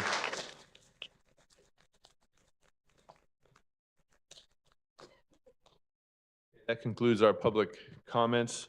Employee E3, employee organization reports. I call on Lisa Murray, president of Murrieta Educators Association. Good evening, everybody. I don't have anything written tonight, and when I told Julie that, she rolled her eyes at me and said, uh-oh. So I'm going to wing it. I'm not really good at that. I just wanted to give kind of an overview of what's been going on. Oh, of course, my computer. Okay. Going on with MEA in the last month. Julie and I were able to attend the special board workshop a couple weeks ago, and it was interesting to learn kind of the same things you guys were learning about what your responsibilities are, where they begin and where they end. It was all new to me as well. I was able to attend the middle school unified track and field event at McElhaney, and big shout out to those unified PE teachers who run those events. I've been to several of them this year, and they're amazing. They really do. If you haven't been to one, I encourage you. I got to go on a tour of Murrieta Valley High School, which I haven't spent much time there, but the principal took me on a tour the other day, and I was able to see all the CTE classes. I know some of you have gone to see those. That fire science and EMT program Caden was just talking about, oh my goodness, it's amazing. I can't believe they have a ambulance in the room that they can work with. It's so cool. And I got to see the science department in their break room, which was really fun because I love when teachers are interacting with each other when the students aren't around. That's one of my favorite things to see our members and other teachers interacting just as adults and having a good time, because that just means there's a lot going on at that school. It's a really good environment for staff, so I love that. I did a site visit at Murrieta Mesa yesterday, talked to lots of teachers and a couple of the administrators and learned a lot about what's going on over there. We have had another negotiations session last week. We didn't make a whole lot of progress, but we did have some good conversations about how to work best with what we have. And we have another session coming up next week. We had our e-board election finished up yesterday. Chris Schultz will continue to be the high school director. Kevin Youngdale will continue to be our middle school director. Lupita Solano will continue to be our elementary special education director. And y'all are stuck with me for 2 more years as well. So, sorry. A couple of concerns that are prevalent right now among our members. You've heard about some of them tonight. One is the projected class size increases, especially at the elementary level for next year. Those elementary combo classes are a big topic right now. Prep time for our special education teachers is a big concern. We have lots of concerns and questions about the new inclusive preschool model. While it's a fabulous idea, there is a lot we still need to work through on that, and we do have some meetings coming up to talk more about that. And then I also just wanted to end with kind of the overall morale of many teachers, not just in our district. It's kind of just a thing with educators right now, but I read a Facebook post from one of our members, and I do have permission to read this, but I just kind of wanted to read it to you right now so you can kind of get a feel. And I know some of you are teachers, so you probably already know this, but It's disheartening just because when you have really passionate educators who just feel completely defeated, like a lot of people do now, is that what's best for the kids in their classrooms? It's kind of sad. So I'm just going to read his post. For almost 25 years, I've believed that my role as educator was more than just curriculum. I've told students and parents that I was part of the village that helped raise and nurture these kids to become the best version of themselves, to become good parents, to raise their bars continuously. I've shared with them my triumphs as well as my epic failures, and they've gotten to know me as more than just a math teacher. I've been so blessed to stay connected with so many of them after they've graduated, and I'm proud of their growth, recognition of their successes, their reflections upon failures, and their honesty in sharing them with me. And until about 6 years ago, the system has supported me in my mission and passion. But now that system has changed, and I've witnessed so many of my colleagues with decades of rock-solid experience and so much passion for their craft, I include myself, be cut at the knees, be cursed at by the students we try to teach and empower, be blamed by parents and administration for their children's irreverent behavior, be stranded with feelings of betrayal, and be sideswiped by leadership. I still have some great kids and great parents who see and recognize the value of what teachers do, but it is quite disheartening to have to experience the negativity and low morale. I'm sad, but now firm in my conviction that for the last decade of my career, I will be just teaching content standards. If you've been in my classroom, you know that this is a most drastic change in course. I'm going to finish out this school year strong and be the source of so much more than just content standards. But fall 2025 onwards will be different and not in the way I envisioned my career to ride into the sunset. So just to so you know, he's not the only one feeling that way, and I hope that there's something we can do to change the direction that we've turned in the past several years and get the morale back up for teachers and the support back up for teachers so that they can continue to do what they love to do and support students in the best way they possibly can, not just with content standards. Thanks.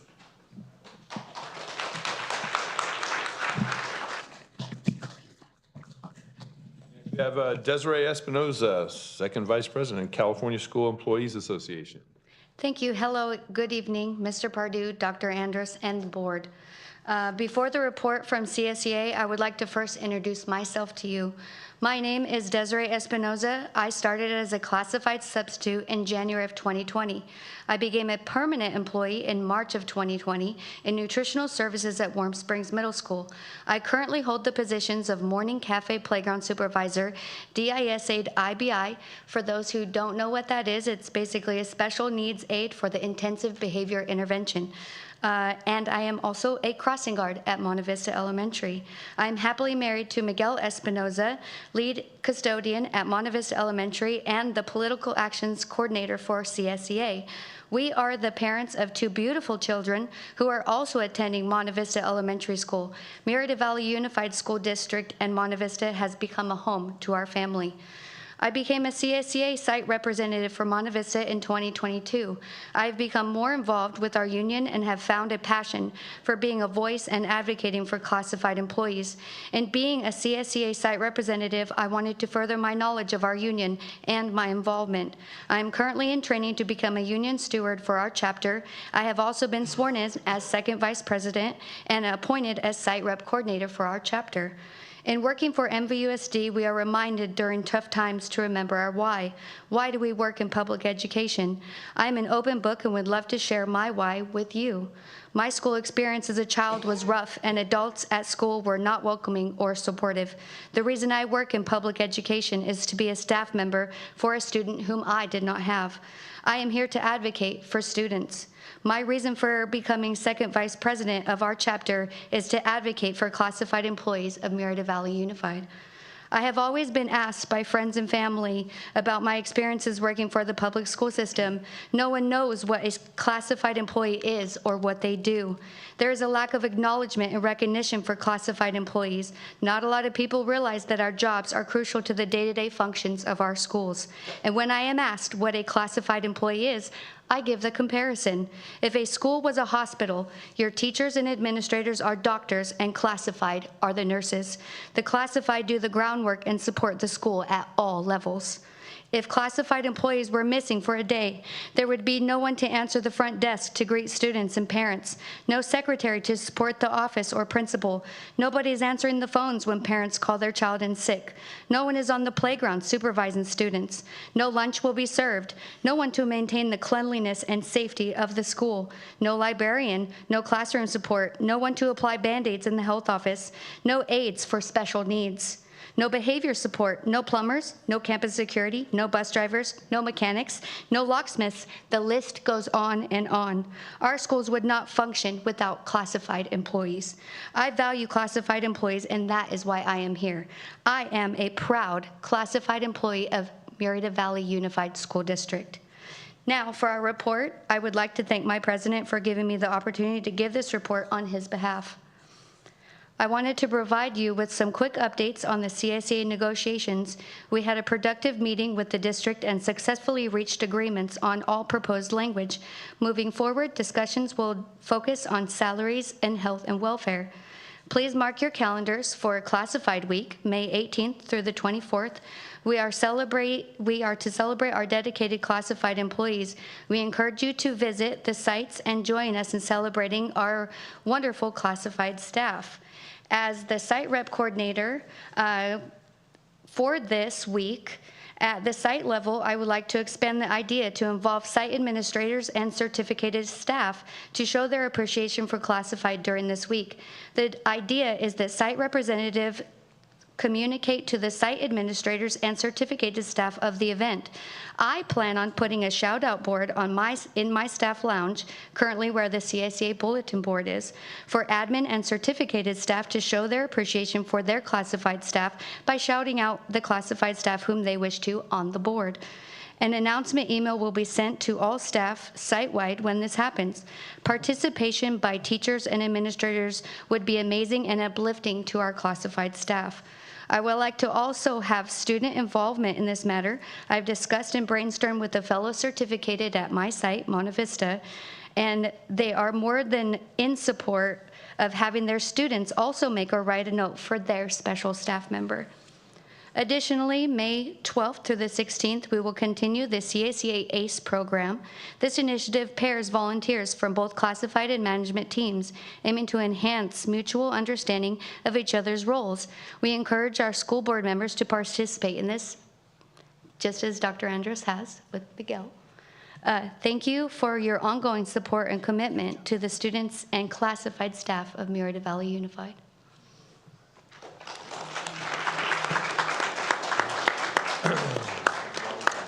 And now E4, Superintendent Report.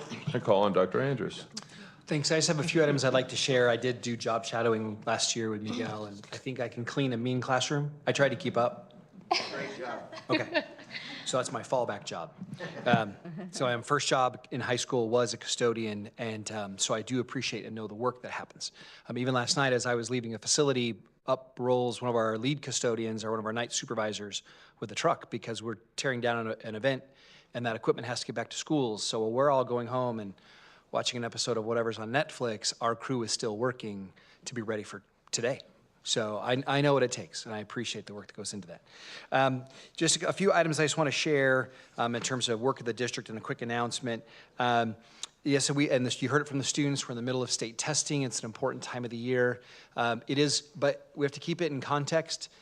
State testing is a snapshot. It's just like a single week event for a lot of students.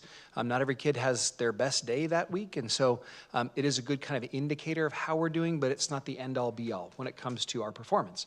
How our students conduct themselves, all the different ways they demonstrate success is a whole picture, not just a single week of assessment. So just let's keep that all in stride when we think about state testing. It is important, but it's not the only thing that we do with our students. Up next for our other students, AP and IB tests for some students. Now that may be a little more stressful, a little more writing on that for some kids, but again, it's just a single test for students that our high school students take.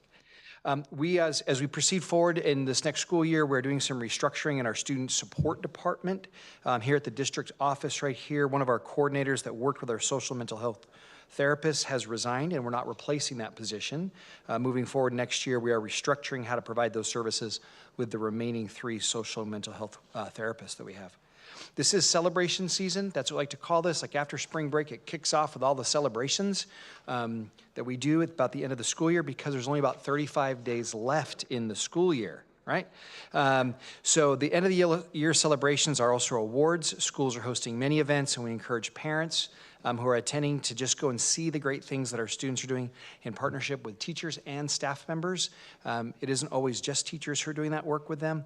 It's a great way, and we as part of the governance team and board members and myself get out to lots of those events and get to be there and celebrate with them.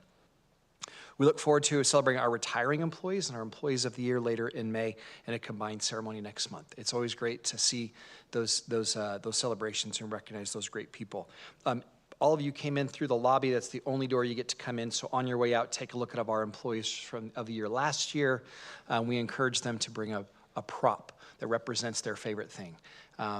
And so it's always fun to take a look at those, our people from last year, and we'll update those again this year. Matter of fact, I think one of our student organizations, one of our sets of students will be taking next year's photos at the event.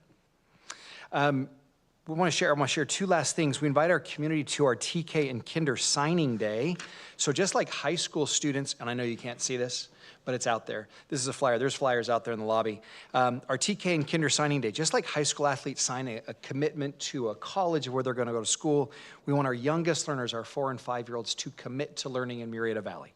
So on that day in Town Square Plaza, the same place where the Fireman's Barbecue occurred, we will have our own event celebrating that, and we have our youngest learners, and they get to put, I don't think they can sign their names yet, but they're gonna like finger paint their hand onto a little document that's got their frame. They'll be placed to take pictures with school mascots. Schools have booths set up. We have our older students from other programs in the district performing. There'll be food trucks. Lakeshore Learning has some crafts set up for us. There's quite a few community booths that are coming. Should be a great event between 11 and 2 a week from Saturday. So we invite everyone to come out to that.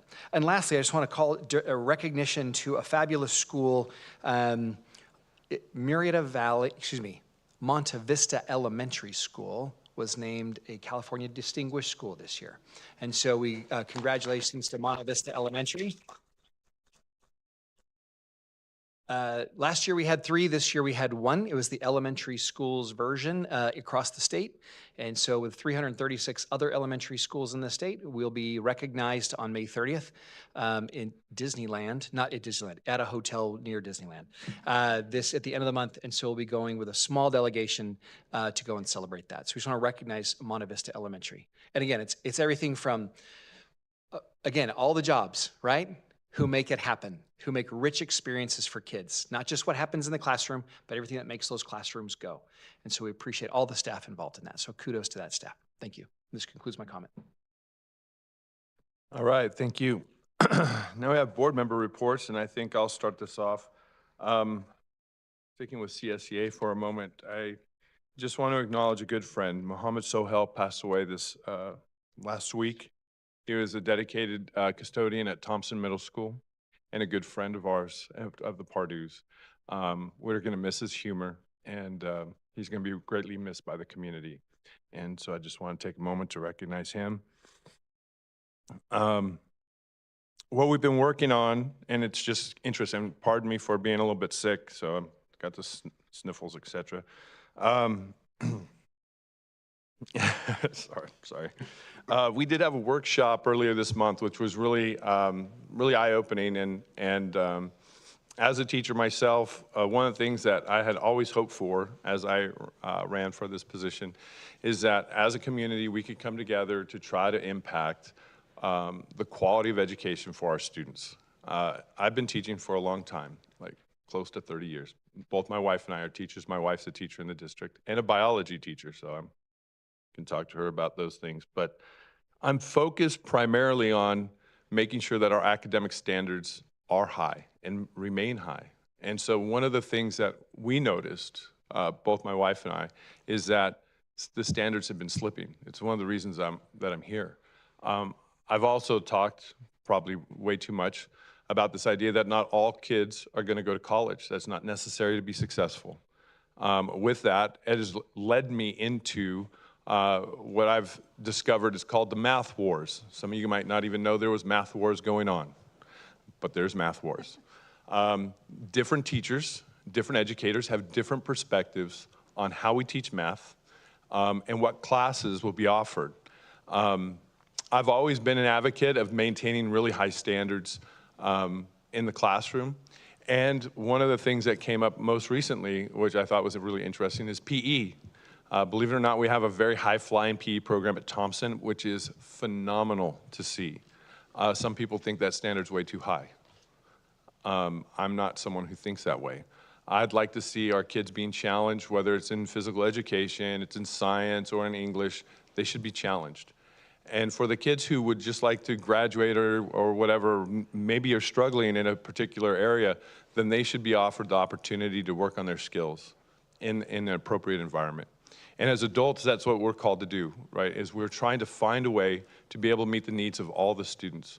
One of the things that I enjoyed about the workshop and the format, and Dr. Anderson and I have been discussing, is changing our special board meetings so that we can have more open dialogue with the staff. With that being said, one thing that we are blessed with is one of the most professional staffs in the county. I'm so impressed when I work with them. When I have the opportunity to see other boards, I am floored. I'm going to tell you, you can be very proud of the staff that we have here because Murrieta sets a standard. And it's the same thing that we're really looking for here on the board, is we want to develop relationships. All of us here would like to see stronger relationships between the board, the staff, so can we work together as a community to move forward on the things we can agree with. There's going to be plenty of things we disagree on, right? But there are things that we can agree on and we can make some progress. And I think that's important that we focus on that. And we're looking for people who are willing to partner and have open dialogue in that direction. And I think that's really, really important. And that was kind of what was discussed in our workshop. How to function effectively as a governing board. And we are the governing board, right? We've been elected officials. We represent the parents. And oftentimes here in the public comments, we get partisans that it's very political. And we know, and we hear you, and often. It's rare that we have the parents show up. And the parents that's who we represent. So when you come up here, and there's a lot of times we've had parents and they're pushing buttons trying to figure out, how do I get the right answer? We're your answers. We represent your district. And so when you have a concern, you reach out to us, and then we can then have that conversation. We can't solve your problem like that. We don't have that authority to do that, but we can get the answers for you. And we can try to probe and get to the root of the issue maybe a little quicker than you can. So that's a big part of what we do. So also when you have public comments, we're not going to respond directly as you just witnessed, but I just did. We will have to work behind the scenes and try to stay in communication with your elected officials because we are accountable to you. I think that's really, really important. Last is the strategic plan and vision, setting norms and behavior for the board, because we'd like to operate in a more professional manner and make sure we're not interrupting each other and letting each board member communicate their ideas and their thoughts before then we start to discuss whatever the issue is. So hopefully we can model that tonight, and we're going to do a great job. That concludes my report for the evening. And now I call on Mrs. Briggs. Awesome. Thank you so much. Thanks for everybody who's come out. I've never been more impressed with math teachers in one sense that come out at a board meeting on a school night to come talk about their passion for math, because it is not mine. So for that, I'm grateful. Since we last saw you guys, I actually got an invitation to the Dorothy McElhaney Middle School's color guard team. They invited me. They gave me a cute little shirt and everything with all the dates. And the only date I was able to get to was their last one, which I had to drive out to Irvine for, but I was committed. And I am so grateful I did. If you guys have never been to a color guard perform, I had no idea what they did. I didn't know they held rifles and swords. It was a big deal, but the excellence from the middle schoolers, they were in a high school division and they won 3rd place. Our middle schoolers did. I was so impressed. It was amazing. So yes, so shout out to Esmeralda and Rob Stout, who, I've met them in the course of coming onto the seat for this board, and I knew them as parents, but I thought they still had kids who were still in the district. They are managing that team. They got hired on by the district as coaches. They don't have any kids in the program. They have, what did she call them, their heartstring kids, and she's there specific. They are both there. Their props, they're down, everything was just, it was phenomenal. You guys have just got to see it. I mean, I was so impressed, and I have a feeling I'll be more to these color guard situations. I love how they throw their swords and guns in the air. I went to the Unified Olympics, which, again, another excellent event for Natalie and her team who managed that. Phenomenal, like the Mesa the representative, see, bear with me. The Mesa representative, I don't remember what school, at Mesa. And she said there was 3,000 people turned out, whatever that amount was, and it was Natalie and her team who coordinated that, partnered with local officials, our Murrieta Police Department was there. I mean, it was an amazing collaboration of our district and community, and it was phenomenal. So just shout out to Natalie and her team, it was great. And then the other night, I just posted this on my social media that I just went to my favorite event so far, which is the Crystal Apple Awards. How many of you guys have not heard of the Crystal Apple Award? If you haven't, go on. I'm sure if you just pop on online, go to, somebody's got it on social media somewhere. But it was an event hosted by the Church of Jesus Christ of Latter-day Saints, and they honored some of our teachers, but it was all student run. So it was students from within their congregation that nominated teachers that have impacted their lives, and they gave them a literal Crystal Apple Award. And it was just so impactful to see. Dr. Anders had told me about the event, and he said it's just something special, but it's one of those you have to be there to recognize how special it really was, because the kids really spoke from their heart, and they just did amazing. It was fabulous. I was with Ellen Larson at one point. We visited, I don't remember if I told this update yet, but we visited the Norco Parent Center a little bit ago. And just so you know, the goal is here at Murrieta Valley District is to be able to work on a parent center, which I found out about the project and I'm super excited about. I'm sure there's going to be more to follow from our superintendent. And then our board workshop and district meetings with the executive team. Nick is right. I tell these guys all the time, their diplomacy is phenomenal. They can present, and you know that when any of our team from executive team goes out into the public here in the community, you know that we are represented well. They really do carry the heart of Murrieta, the district, and it was just neat to meet with all the team. I'm still asking lots of questions, and I will continue to ask questions because I want to learn not only the processes, but how we can help govern to the best of our ability with all of the information that we have.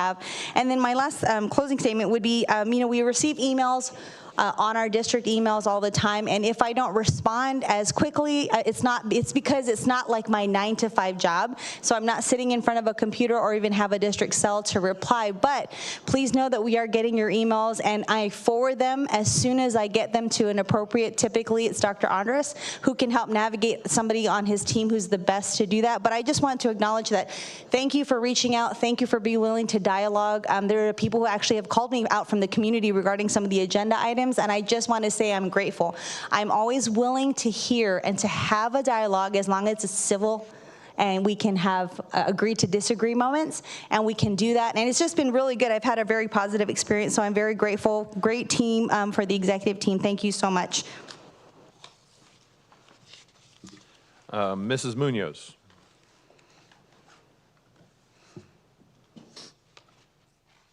So it's been really busy. There's a lot going on. And so as I reflected, when's the last time I gave you a real meaningful update? Because we did have the board retreat. And so although all of us had another meeting since the last time we saw you, we haven't seen you for a while. And so when I sort of reflected on what's transpired, the first thing that came to mind for me was the Special Olympics that happened at Mesa.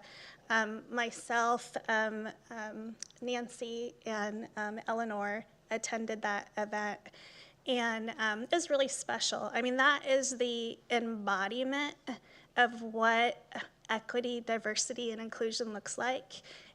If any of us need a lesson in kindness, go to one of those events. And it particularly touches me as a former SPED kid myself, and as a neurodivergent adult, to be able to see kids at all ages, at all different levels of capacity, participating and having fun. And it brings me a lot of joy. And so I love that the district, Mesa in particular, sponsors that event, and that it is such a wonderful opportunity to let kids know you can do anything that you want to do, and you have a community that loves and supports you. So just a beautiful event. I got to go back to Rail Ranch. So my kids went to Rail Ranch, that's our home elementary school, but I got an invitation to go to their science fair. And we have such talented kids in our district, such creativity. You know, there was some of your like normal, what you'd expect to see, like your volcano or your potato electricity, but there was projects about, you know, microplastics. There was projects about renewable energy. How does an e-bike operate? Like, what's the battery mechanics of that? And so this is at the elementary school level, super impressive, the just amount of ingenuity that this kids exhibited in their project. So super grateful for the invitation to go. I'm so glad I had an opportunity to see it. You know, my kids haven't been in elementary school now for a while, and sometimes you sort of forget those things, you know, fall to your memory in the back of your mind. So it was a really good reminder of the things that are happening at the elementary school level. I continue my journey to learn so that I can serve you better. Since the last time we met, I've completed 3 more of the Masters in Governance classes, and have another one this Saturday, 8 hours of learning about school finance. So that'll be exciting. And this morning, I was able to participate in the Student of the Month breakfast, which is awesome. The thing that really struck me with that event, I mean, obviously some very talented and amazing students were recognized, but more than that, what touched me was for each student that was recognized, their principal from their school came up and spoke. A teacher spoke, and then some other person, whether it was a parent or some other impactful person in their life, came and spoke on behalf of the student. And in every single instance, the teachers that came up and spoke on behalf of the students, in most cases, were more emotional and choked up than even the parents. It just really exemplified for me the amount of care and selflessness that the educators in our district really pour into these kids. These are their kids, just as much as they're my kids or they're your kids. And so when I left the event this morning, I left just with, again, a completely renewed recognition for what our educators are putting into our kids and the care that they have. You know, they go through it like, you know, I only have, you know, the 2 boys that went through the district. The teachers are experiencing this roller coaster of emotion hundreds and hundreds of times over the course of their long careers, investing in every single child as if it was their own, with their whole heart, with their whole body, with their investment. You know, as we know, a lot of teachers reinvest their paychecks back into their classroom.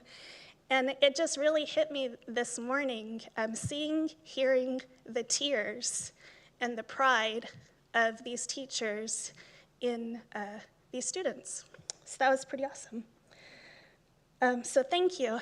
And I love that you shared a little bit of your story before you went into the report. You know, one of the things that I learned going through this journey was that the district is the #1 employer in the city.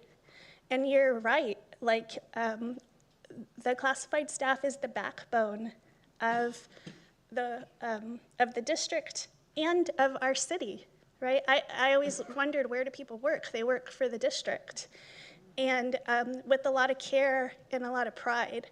And so, you know, thank you for sharing your story, because it's the embodiment of that.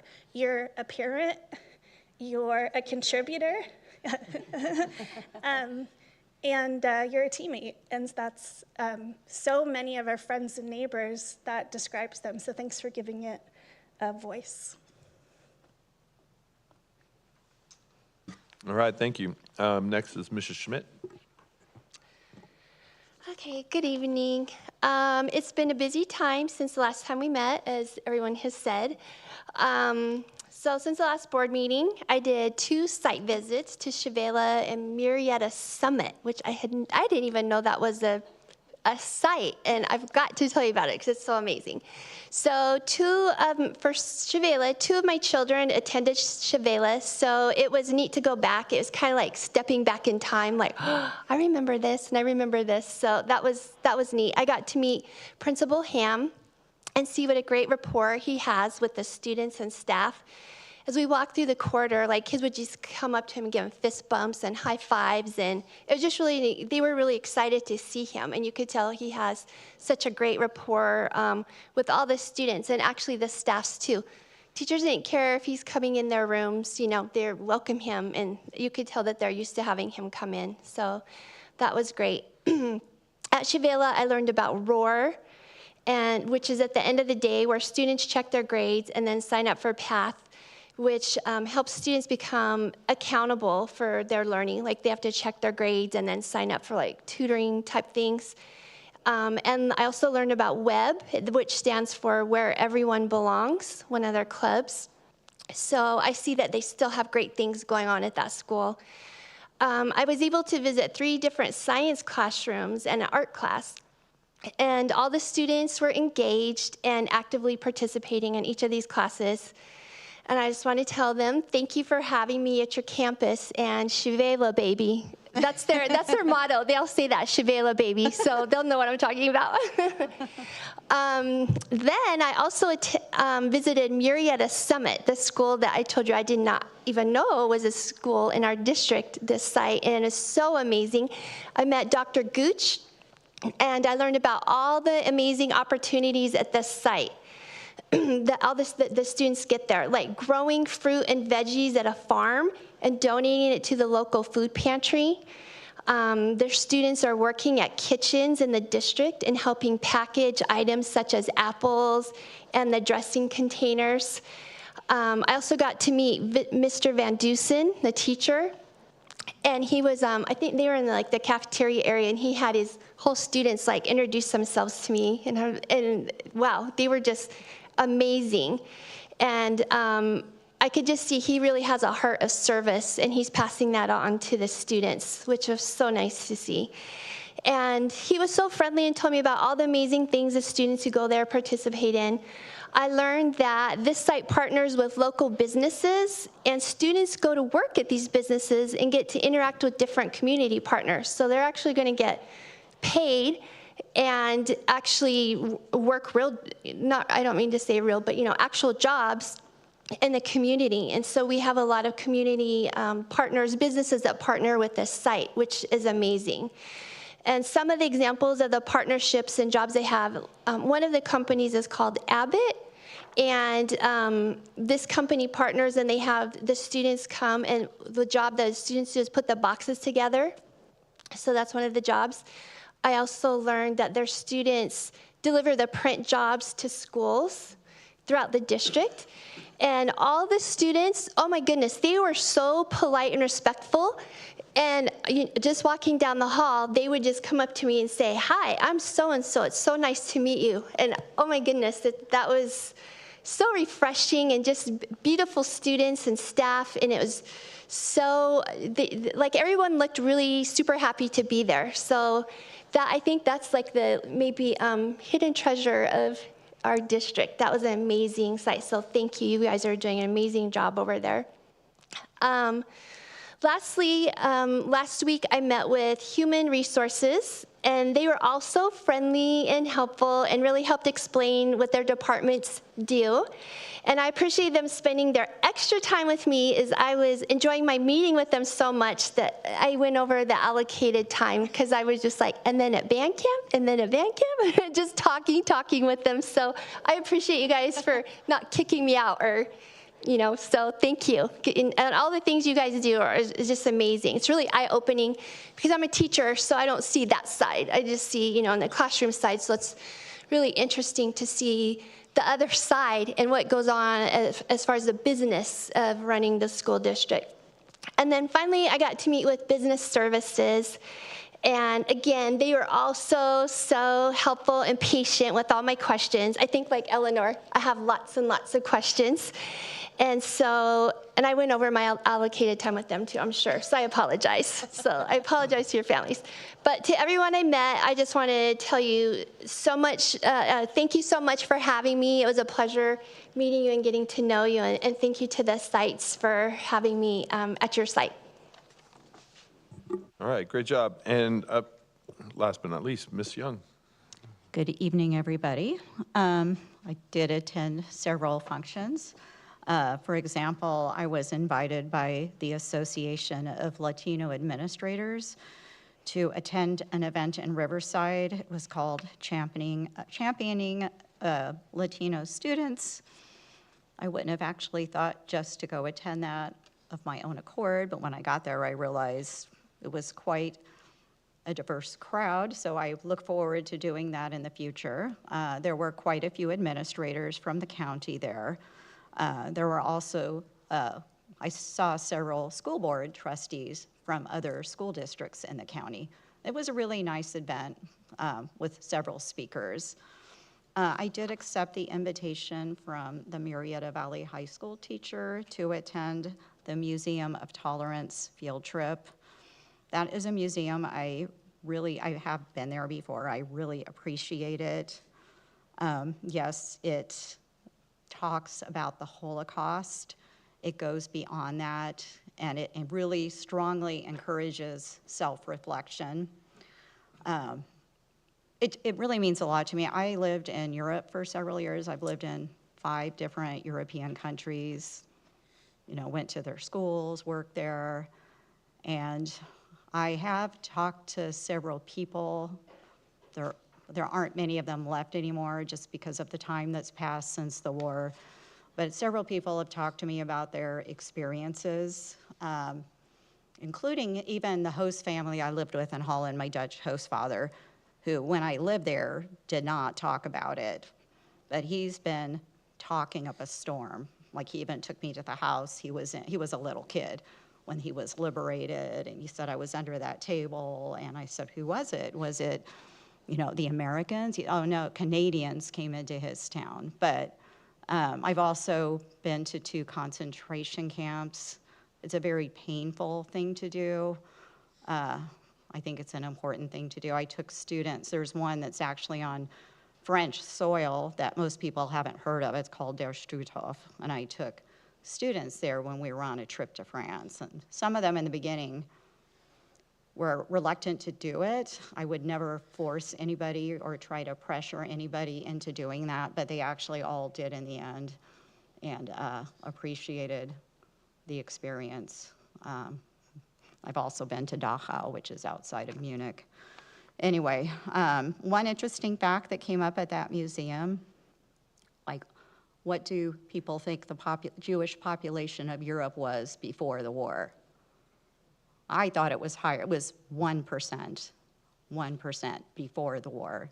They were targeting 1% of the population. Okay, I also was at that unified track and field event. I've talked about unified sports several times. I absolutely love the event, both for the kids who are participating and the kids that get to help. I think it does teach empathy. It helps you learn to understand people and their differences. I went to the career day at Buchanan Elementary. That's the second elementary career day I went to. They did them quite differently. At Buchanan, everybody was in the multi-purpose room, and there were the different people from the different professions taking turns speaking. Antelope Hills had the different speakers they were all in different elementary classrooms, and the classes were rotating through. So it was quite different. Both were very interesting. I went to the Celebrating Military Parents event last week here.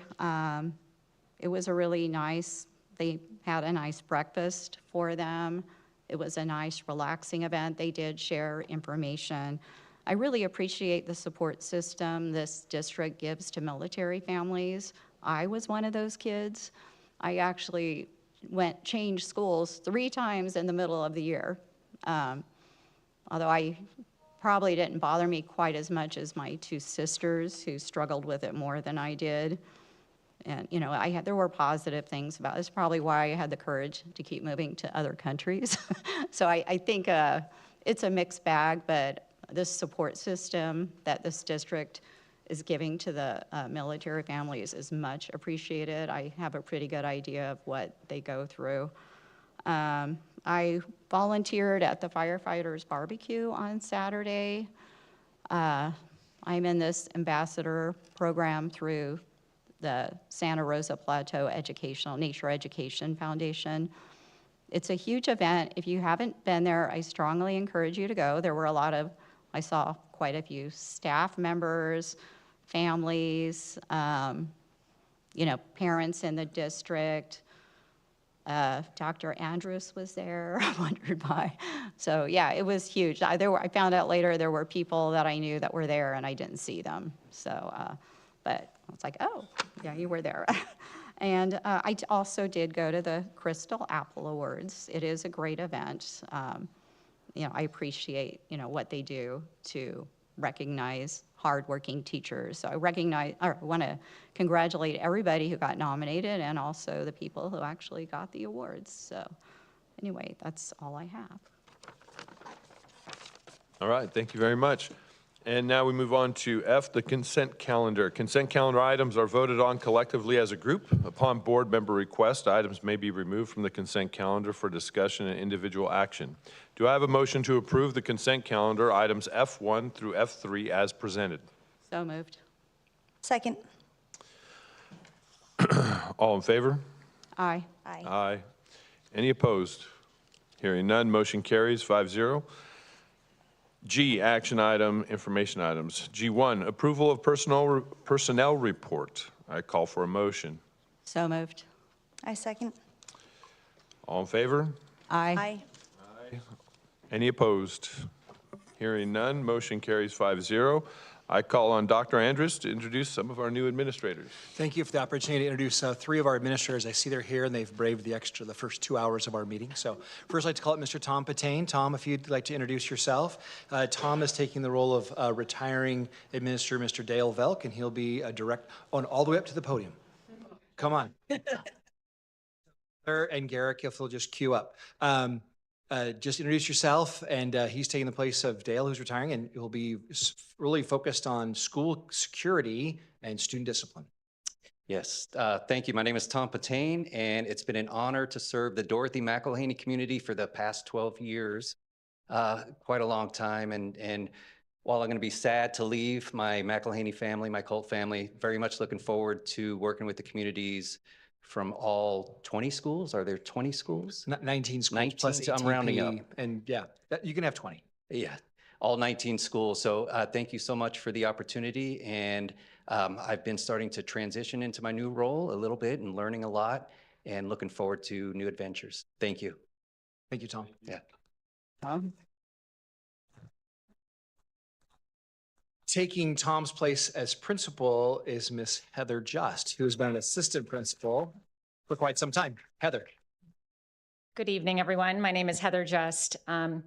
My leadership journey began in this district 13 years ago. I was hired by Jana Preston as a program specialist. My whole career has been in special education. So she gave me my first chance to come out of the classroom and learn and grow. I had a wonderful time at Vista Murrieta High School as an assistant principal for 8 years. I will always be a Bronco. Once a Bronco, always a Bronco.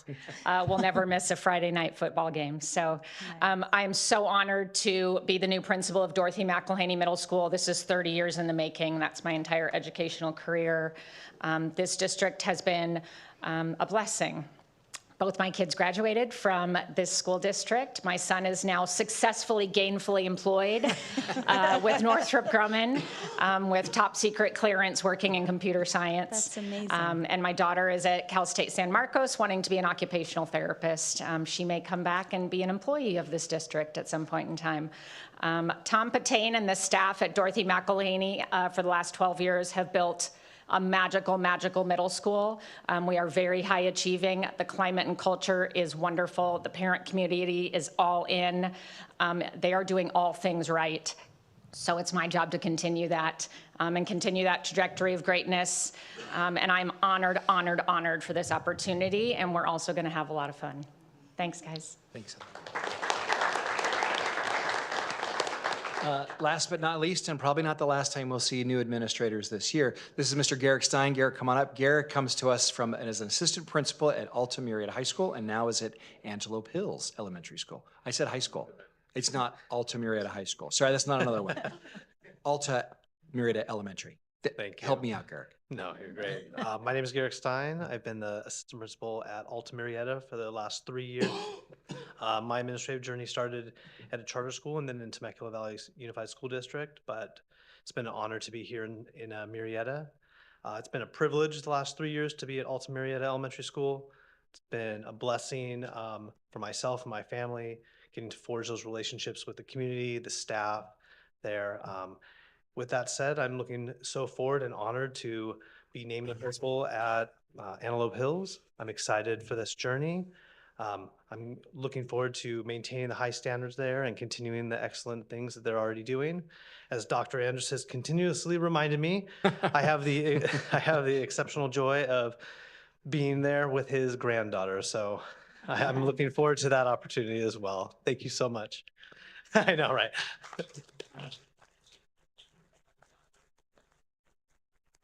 Thank you. All right, moving on to G2, adoption of resolution number 2425-21, recognizing May 6, 2025 as the Day of the Teacher. Calls for a motion. So moved. Second. All in favor? Aye. Aye. Any opposed? Hearing none, motion carries 5-0. Item G3, adoption of resolution number 24-25-22, recognizing May 18th through the 24th of 2025 as Classified School Employee Week. Calls for a motion. So moved. Second. All in favor? Aye. Any opposed? Hearing none, motion carries 5-0. Item G4, approval of proposed new English language arts curriculum for grades K through 1. Calls for a motion to approve. So moved. Benchmark Advance. Benchmark Advance is the name of the program, I guess. Sorry. Do we have a second? Second. All in favor? Aye. Any opposed? Hearing none, motion carries 5-0. Item G5, approval of proposed new math curriculum for grades K through 5. Call for a motion to approve iReady Classroom Mathematics. So moved. Second. Is I there have forgotten. discussion There's on a this? discussion, yes. Do we vote first or You we vote have or discussion discussion first, don't we? Do you call for comments? Yes, call for comments. I know. I have a comment. Yes, Ms. Well, Schmidt. I actually have a lot of comments, but sorry. So like Eleanor, can you pass these down? At school, take one, pass it down. Oh, I think it's that. Okay, so I apologize in advance. I really don't like speaking this much, but I just wanted to be very transparent in my reasonings for what I'm about to say. Because remember, I am a teacher, so I am a teacher at heart. So first of all, good evening. I would like to start by saying that I appreciate all the time and work that Joe and Faith put into this new adoption, this piloting, as well as the time the teachers who were involved in the pilot gave to it. I am on board with using the iReady diagnostic assessments component that our district already has and teachers have been using. When I was in the classroom, I loved the data the diagnostic program gave me on my students and their progress. However, I am not in favor of voting for the actual textbook adoption of iReady. While I feel it was the best choice out of the 2 math curriculums being piloted, I don't feel it is the best decision for our students. So I'm going to explain why. This past year, I learned new information as a teacher that gave me pause to think about why math scores across California and in our nation continue to decline, besides the obvious answer of COVID happened, because we know that.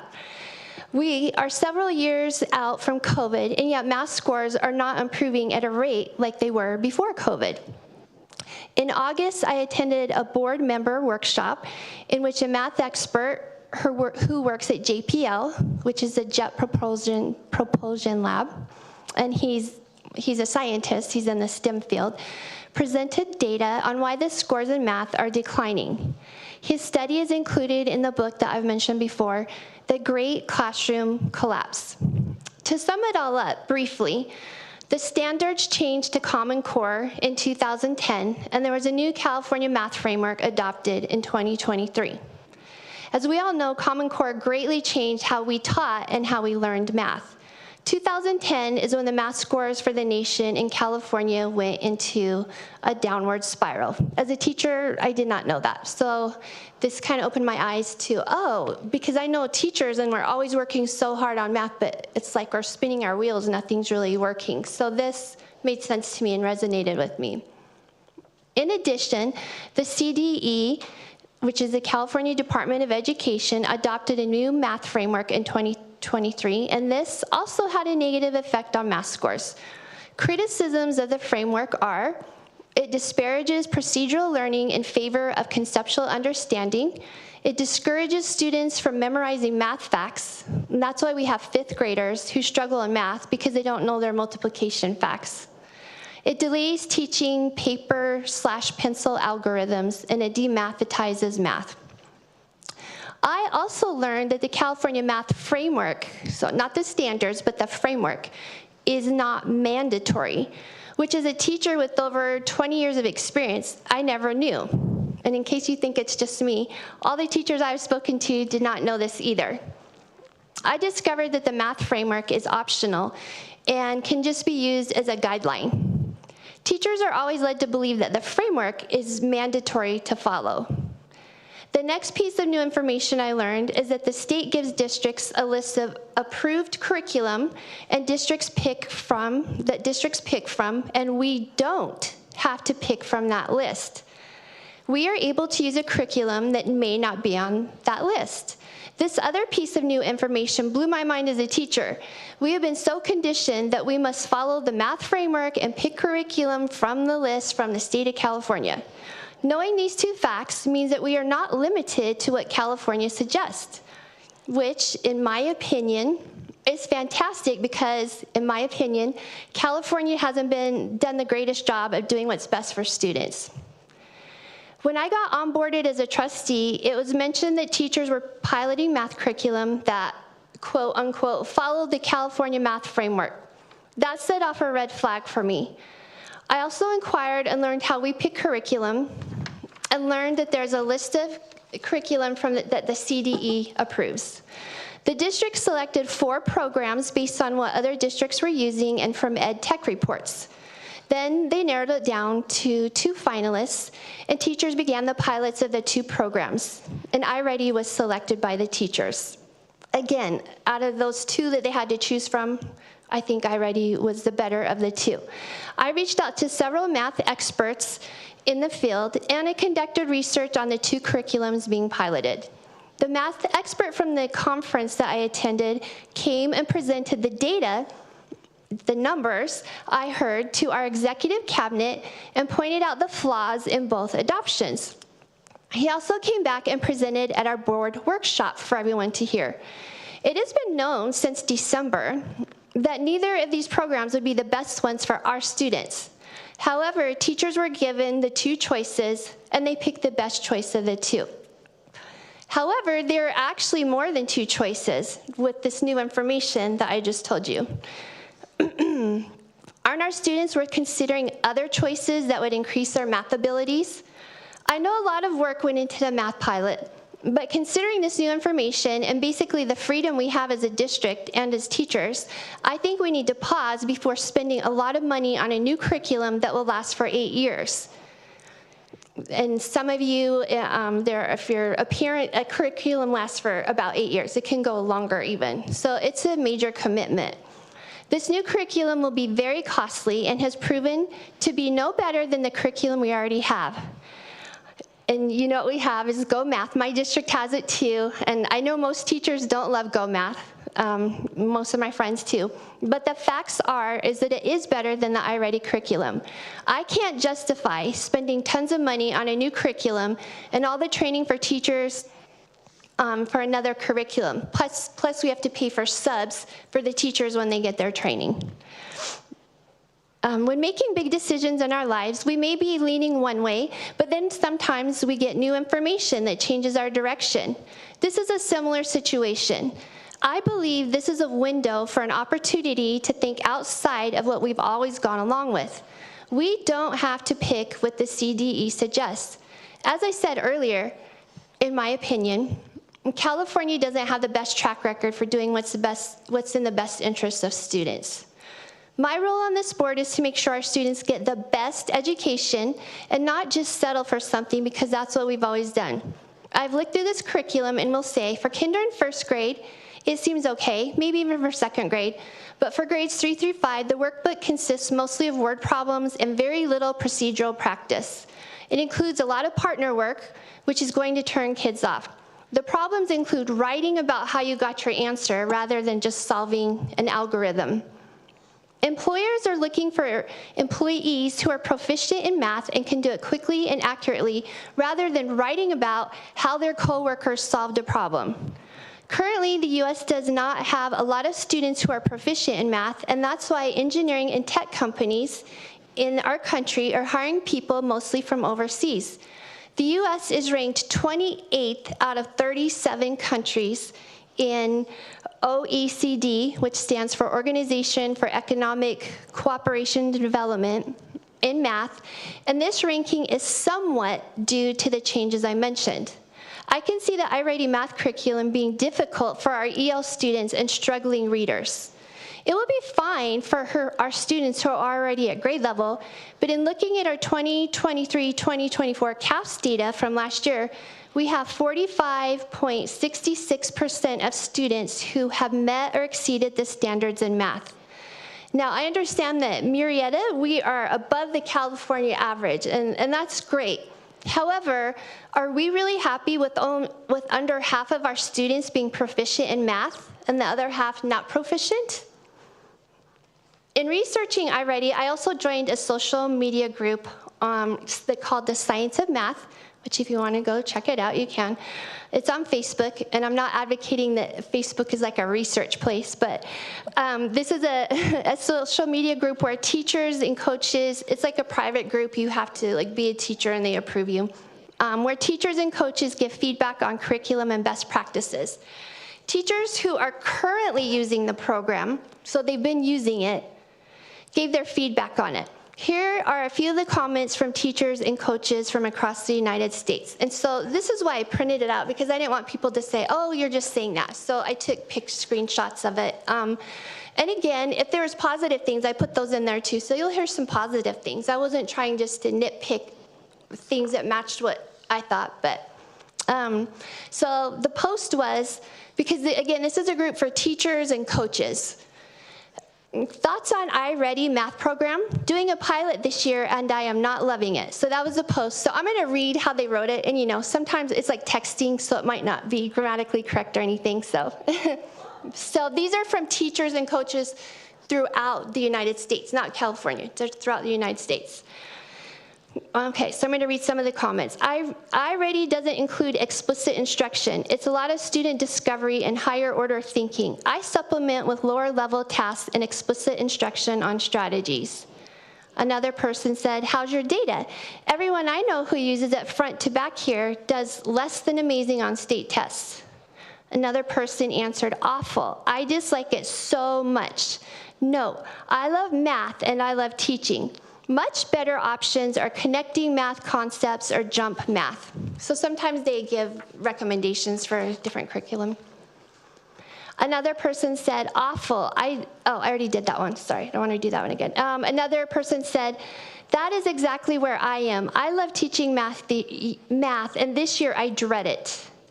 Another person said, students hate it, so it is like pulling teeth to get them to complete it. It hasn't been peer reviewed as effective, which is true. It isn't direct, explicit instruction, and it should only be used as a supplement to good Tier 1 instruction. Another person said, in our first year of adoption, the company has provided days and days of PD. In not a single PD do we actually talk about math. It's all about how to find things in the program, how to organize your time, how to launch students into discovery. It's philosophy when the teachers and leaders in my organization need support with understanding and the math concepts, how they are developed, and how to determine the right amount of practice and scaffolding to bring all learners to mastery. Another person said, I've been using iReady for years. I think it's great if students are coming in at grade level and proficient in English. In my Title I school, it's just frustrating for teachers and kids. I have to supplement it a ton in my classroom. The diagnostic data is helpful, but I notice a lot of kids just guess / rush through it. I find myself reading to supplement the assessments as well. Another person said, I think if the program requires students to come in at grade level and proficient in English, it's not living up to its promise of. And then it said, Ring, it's another curriculum, great for differentiation, choosing gaps. Someone else says, thoughts on using the online component only with different core curriculum, K through 2? Another person said, I think the online lessons build good conceptual understanding and fill math gaps in prior learned missing skills if students work on their adaptive path. Another person said, it's failed several of my students. Another user said, I think the diagnostic provides great information, but the burnout in students using this is insane. Another person said, we are looking at it right now. Are you using the full programming or just the screening portion? What aren't you loving? And the person answered, the full program. I don't feel I am teaching. The questions are frustrating. I have to edit all the quizzes and tests to save my sanity. I have not been impressed with how students are doing. Another person said, anonymous member. Just out of curiosity, is there a way, because I know it's the same thing, but we want to have a discussion. Yeah, So but can I finish? Can you I'm going to finish because we listened to everybody else finish. Yes, I totally understand. Okay. Absolutely. So, because I'm just showing you that I wasn't there's different opinions on. Thanks for sharing. We all know computers don't replace teachers. Someone said, I agree, our district has 5 more years and it is torture. This kills the kids' love for math. Horrible. Following this post, would love to hear the positives too. So here's positives for you. The only positives are the assessment gives a ton of information. The student workbook has several pages per topic. You can pick and choose what you wanted to use in your lesson versus guided group or assign additional practice for early finishers. Okay, I will skip for some of those for time since our president wants me to. Someone said, run away as fast as you can. One person said, I am on year 3. Now that I know better what to emphasize in the slides, I do like it more. I'm sorry, whoops, and you guys can see all these. And someone said, oh, GOD. Sorry, I'm not going to say it. Just the online program or the curricular resource iReady. It's confusing. The way they ask questions causes a headache for teachers and students. Yes, and for families who try to help. And then the last thing was, can't imagine, hated it.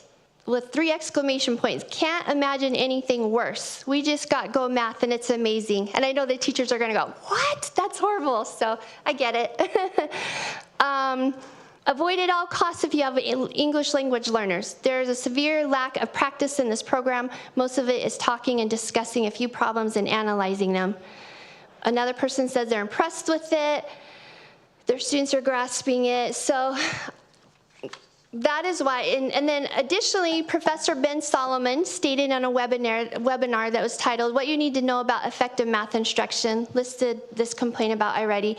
It emphasizes conceptual understanding problem solving and guided inquiry. So in closing, I've talked to many math experts and math teachers, as well as tutors in our community about this program. I did not make this decision lightly, and remember, it's not personal. I have to vote my conscience. I made it with our students and their future careers in mind. I did not find any compelling evidence in the pilot to show that it was successful, and I can't in good conscience agree to spend an enormous amount of money on this.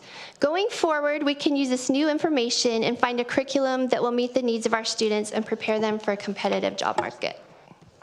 Sorry that was so long, I apologize. I was just trying to be transparent and let you know how I got my decision. No problem. That was, and any other comments?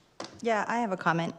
I really do want to recognize the teachers who invested the time. And I have to tell you, this is the first, one of the votes that when going through this, the feedback has been so like almost even on both sides of this product for me. I can't speak for Ms. Schmidt, but I have to tell you, Faith and Joe, when I first met with them at on this, specifically regarding this and the whole math war situation that Nick referred to, we're going to make a vote tonight, and I want to do it with this caveat that I believe that our teachers here who've piloted the effort that they put in, the 70+ teachers that did it, I don't see the full scope of the investment in time, but I know that's there. I don't recognize how great it is. That's what I'm saying is it was a lot of time and investment, and I trust that because this is our community and our hometown, that these are teachers who are boots on the ground for our kids.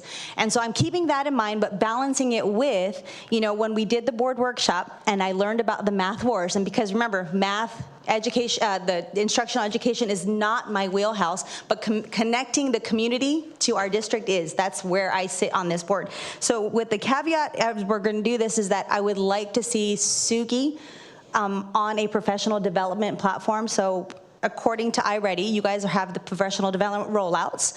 I would like to see him come on as a consultant so we can come to middle of the road here, because I know the investment, I know the heart, and I've never seen more people more passionate about math than the teachers that spoke last month.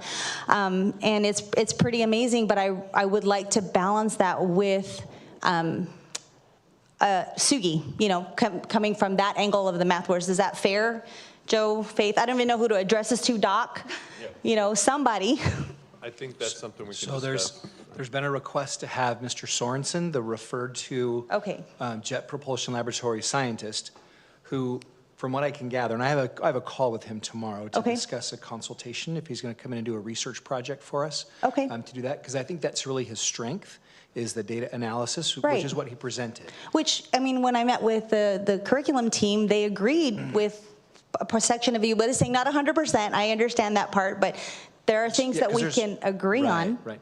And that particular, he expressed, and I think much of his point of view comes from his experience working in that industry, as Mrs. Schmidt recognized. And lots of folks from those spaces do oftentimes, this may seem strong, and I don't want to speak on behalf, obviously I can't. Sometimes people from industry will fault school when they don't see enough of like-minded folks coming out of schools, and I see schools very broadly. That's a big general statement, not a specific school district, or or in this case, he did reference lots of state of California, and so he has his perspective, which is it's valid to look at other perspectives. So we encourage his perspective to look at our data, and yes. So that would be my caveat for this now is I just want to put it on the record that I am requesting that if we move forward and proceed with iReady, because of this, and I understand Ms. Schmidt said this is not, Facebook is like not this thing that we're going to go research and that's going to be our data that we go by, but just based on feedback overall, I would think it would be a good idea to come down the middle of the road that yes, these guys invested so much time, and I'm so grateful for that. You, Joe, and Faith, like probably nights and hours and thousands of hours that I can't even calculate. And I don't want that to go to waste. But that being said, the diagnostic tool, I'm so grateful Joe sent this information to us as a part of the breakdown, is the curriculum is 2.5 and the diagnostic tool is 2.1. But if we do not go with iReady, I'm just for clarification, we're going to spend the additional 5% annually, and we're still using the diagnostic, correct? Yeah, please come to, Yeah, Thank you, Mr. Parla. Sorry, we currently use the diagnostic and the instruction, the online instruction component of the iReady system, which is actually separate than this curriculum. It's something that we have used for 2018? Yes, so our plan is to continue that. We use categorical restricted funds to pay for that and plan to continue to do that. Whether we proceed or not is what you're saying. Correct. It happens anyways, but iReady is the same company platform that we're going to use for the company curriculum. that owns both products is called Curriculum and Associates. Okay. And so they sell both of these products. And anytime you bundle things together, you get less bulk discount. So by committing, and you're correct, Ms. Schmidt, that you commit for 8 years, and by committing for that, you lock in a price. That current price is $260 per year, about that. I think it's like $263. We currently pay like $298. And then there's about historically over the last 7 years, we've had about a 5% increase each year. So we would anticipate that that would continue. If you were to roll that through the 8 years without the locked in price, we'd end up around $3 million at the end of what would have been the 8 years, whereas $2.1 million in just if we were to lock in the price. So the cost that you guys are seeing is the grand total. I think it's a little over $4 million. When you break that up, the $2.1 million we will spend over 8 years as $3 million, whether or not we adopt this. Right. And then there's still an ongoing cost with, if we were to continue with Go Math. All of the materials for students are consumable, so we'd have to go back and renew those as well as renew the licenses. Is there like I've only heard bad things about Go Math, so I don't know. That's not my thing. Yeah, but that's a whole other discussion. That's a whole other discussion. Yes. But so I just want, and I apologize if I'm calling you by your first name, I'm not supposed to, so Mr. Parla, I just fine. want to make sure that it's clear that I am going with this, but I want to make sure it's clear that as we bring in Sugi as this consultant, and which I know it's kind of tough, right? Because like, who is this guy coming into our district? You know, we know our kids, we know our teachers, like who are you? But I would really ask that you would defer just to be open to hearing what he has to bring to the table, and then we can do it. Yeah, will be a second issue. So Okay. For right now, we're on the curriculum, and then we can discuss that at a later date. I just wanted to make sure it's on record, though, Yeah, that if I vote for I think we got this, it. I think we got then it. we're going. And like you shared, I don't think we're far off in our understanding. Okay, thanks, Joe. All right. Mr. Parla. Thank you, guys. Thank you. Nancy. Okay, well, I'm a high school teacher in a relatively small subject area. So every time we did textbook adoptions, I was in the weeds with it. It's a 2-year process. You know, the teachers are giving up their evenings and weekends. You do not get paid extra for all the meetings. The teachers in the district piloted this program. So our local teachers know our local students. So I will also add in, according to education code, the teachers need to be the main people deciding textbooks. I lost my train of thought there. Yeah, I don't want to be disrespectful, but I don't think we should be using Facebook to decide curriculum, especially dismissing our Murrieta teachers for a Facebook group. So, yeah, I Can I respond? support. We still have one more board member to speak. and No, I didn't think we get a all chance to have our speak. piece, and then we need to move on and vote. But yeah, I am concerned. There are other things I just won't say right now that I have concerns with this, but for the sake of peace. So I will let Yvonne speak. Thanks, Ms. Young. Mrs. Munoz.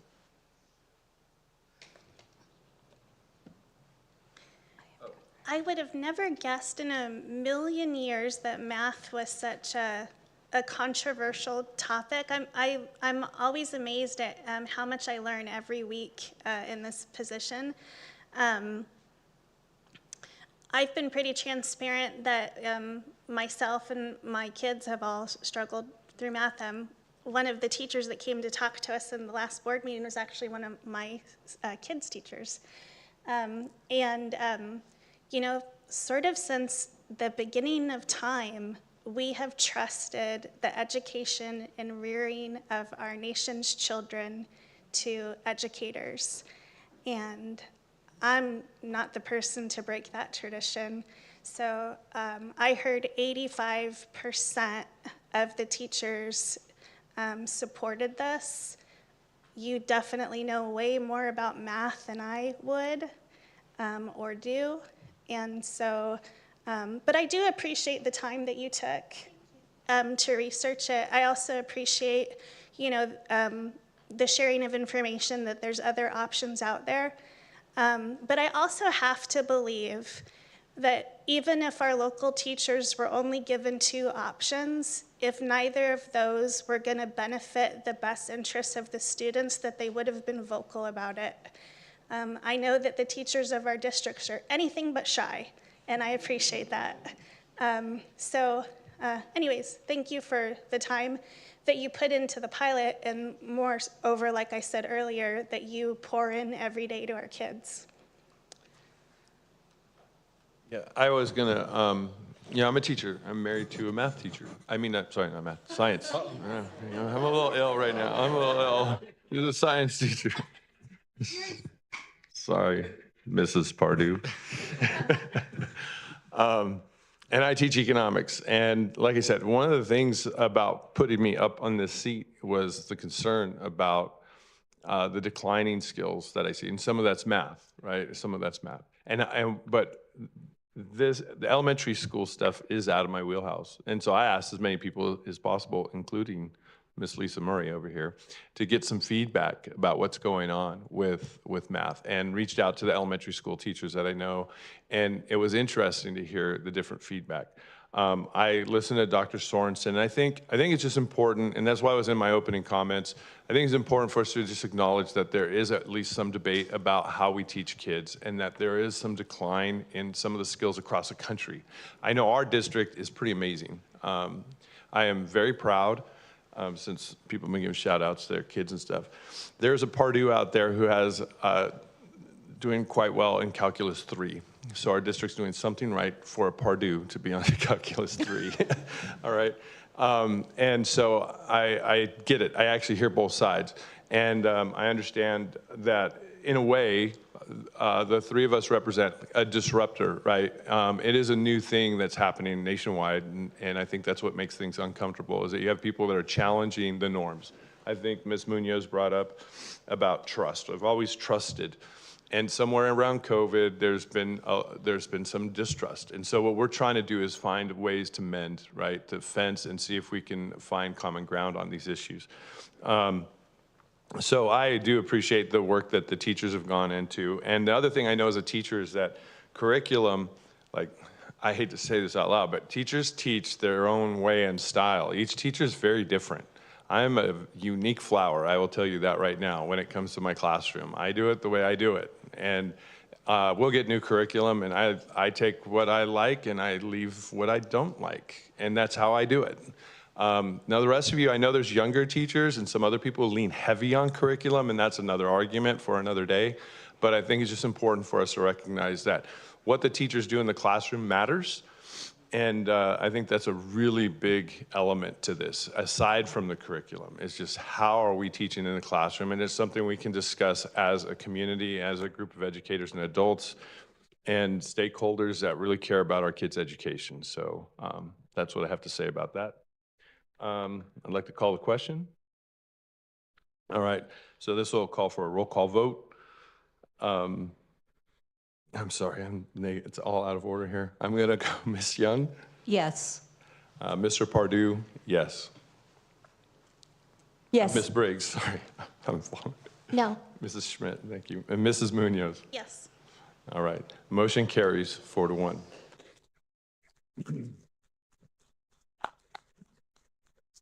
Item G6, receive Williams Uniform Complaint Quarterly Report. The board has received this report for review. Item G7, adoption of resolution number 24/25-23, supporting AB 89, ensuring fairness in girls' interscholastic sports. Point of order, President Pardue. Yes. I want to clarify something. Earlier, when the board was discussing the amendment, and I had interaction with Trustee Briggs, it was my understanding that the change to the resolution was simply eliminating the reference to AB 89. And that's what I heard, and if I misheard that, My bad. But since that issue came up, I had the benefit of actually seeing the resolution. Okay. And, for those of you that took a look at it, there is significant redlining through the resolution. Okay. I bring this up because it is truly a substantial amendment to Okay. the resolution. So I might have done it out of order, Mr. Pearl, so Well, tell me how to just finish. Yeah, let me just finish, and then it's up to the board to decide what Got it. what to do. Okay. So the original resolution was really limited to support for AB 89. Right. It is true, as Trustee Young and others referenced, that bill died in committee. It's no longer before the legislature. Right. But really, the resolution took a substantial turn, and instead of addressing AB 89, it really addresses the current interpretation by the federal government of Title IX. Okay. So it is significant. When there is an amendment, just for Robert's rules purposes, and I'm not trying to lecturing, but I just want to lecture, but I want to make sure it's clear. I want to learn. Go ahead. The Robert's rules require that an amendment be germane to the original motion. That means that it's pertinent to, that it's closely related to. I do think there's a Robert's rules problem. I also am concerned about the Brown Act, in that the public has a right to know what's being discussed and what the purpose of the resolution is. And if they read the proposed resolution before the meeting, it was limited to AB 89. Now it's essentially an endorsement of the federal government's interpretation of Title IX. So I am concerned about a Brown Act issue, and then the rules, and it was my apologies. I did not have the amendment in front of me. I just took it on faith that, that the only change was just striking AB 89. Okay. So all right, so here, what can be done now so rather than submitting that as the amended motion, can I just redline the AB on this one? No, I think my recommendation would be where we are right now. Either the board could vote to pull it, Okay. bring it back as you've proposed at a future meeting, if that's what the board and the president, in conjunction with the superintendent and putting the agenda together, choose to do. That would be one option. The other option would be to disregard what I've said and plow ahead and vote. But I think, that I think is the choice before the board. So there is legal exposure for Brown Act violations? I think there's I do think there's a Brown Act issue, because we were supposed to give the public fair notice as to what the issue is before the board, so that they can decide whether to come and to speak out for or against the resolution. Right. Would you say there's a strong differentiation between the two? Because as I read it, the topic has not changed that much. I think the agencies, as you said, are different. But aside from that, the gist of this resolution is mostly to speak to the board's standing in alignment with these ideas. So I'm not sure that it would change that much, but I kind of get what you're saying, but I'm not sure that the interpretation, we could have a discussion. No, my interpretation is it's pretty substantive. I did take a look at AB 89. It's pretty short and sweet. But really what the resolution as amended does is instead of tying it just to AB 89, ties it to how the federal government currently interprets Title IX. So I do think the differences between the amendments are substantial. And the only part about the Brown Act, it becomes a procedural piece between what was posted versus what got amended. And as was mentioned, I don't have a copy of it yet. Sure. Oh. So an option to consider at this time would be to, as our attorney suggested, was just to pull this item for now, bring it back with, in essence, the cleaned up version, and reintroduce the whole topic again. Or not the same, or bring back. I don't even think it needs to be clean, because we have the resolution. Yeah. The problem was that this wasn't It what just was didn't posted. amend. Corrected. Right, so it's not, as I think some people say, oh, it's gonna take so much time. I think we just post this. We can I discuss just need it. the at the comment. Did that come up in a special meeting, or does that have to come up in a regular meeting? No, it can come up at the next. Okay. Oh, thank you. Perfect. It can come up at the next meeting. Thanks, Mr. Pearl.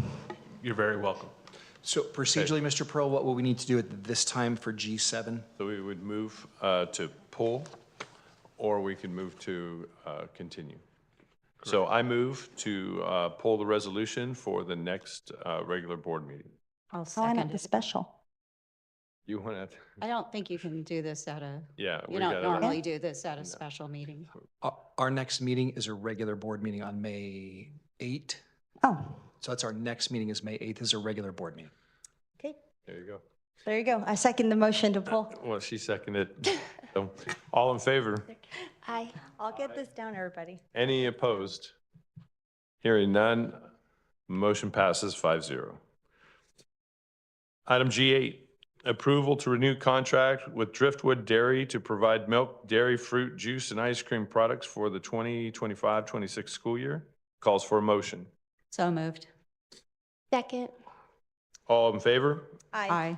Aye. Any Hooray. opposed? Hooray for ice cream as long as. Yeah, that's it. Hearing none, motion carries. Item G9, approval of change order for contract C00000873 for the Murrieta Elementary new classroom building project. Calls for a motion. So moved. Have a second? Second. All in favor? Aye. Aye.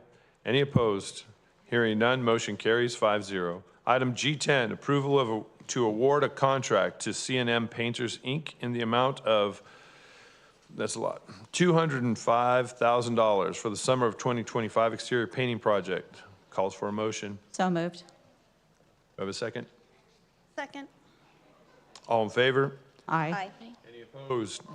Hearing none, motion carries 5-0. Item G11, approval to award a contract to Benz Asphalt, Inc. in the amount of $192,170 for the Murrieta Elementary Path of Travel project. Calls for a motion.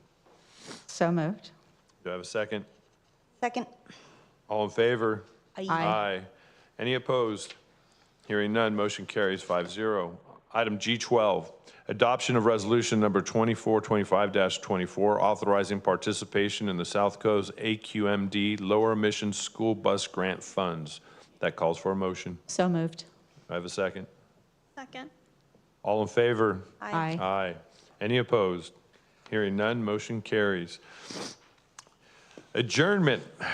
I call for a motion to adjourn the Board of Education meeting at, is that 8 o'clock? Wow, how is my brain? It's 7:51.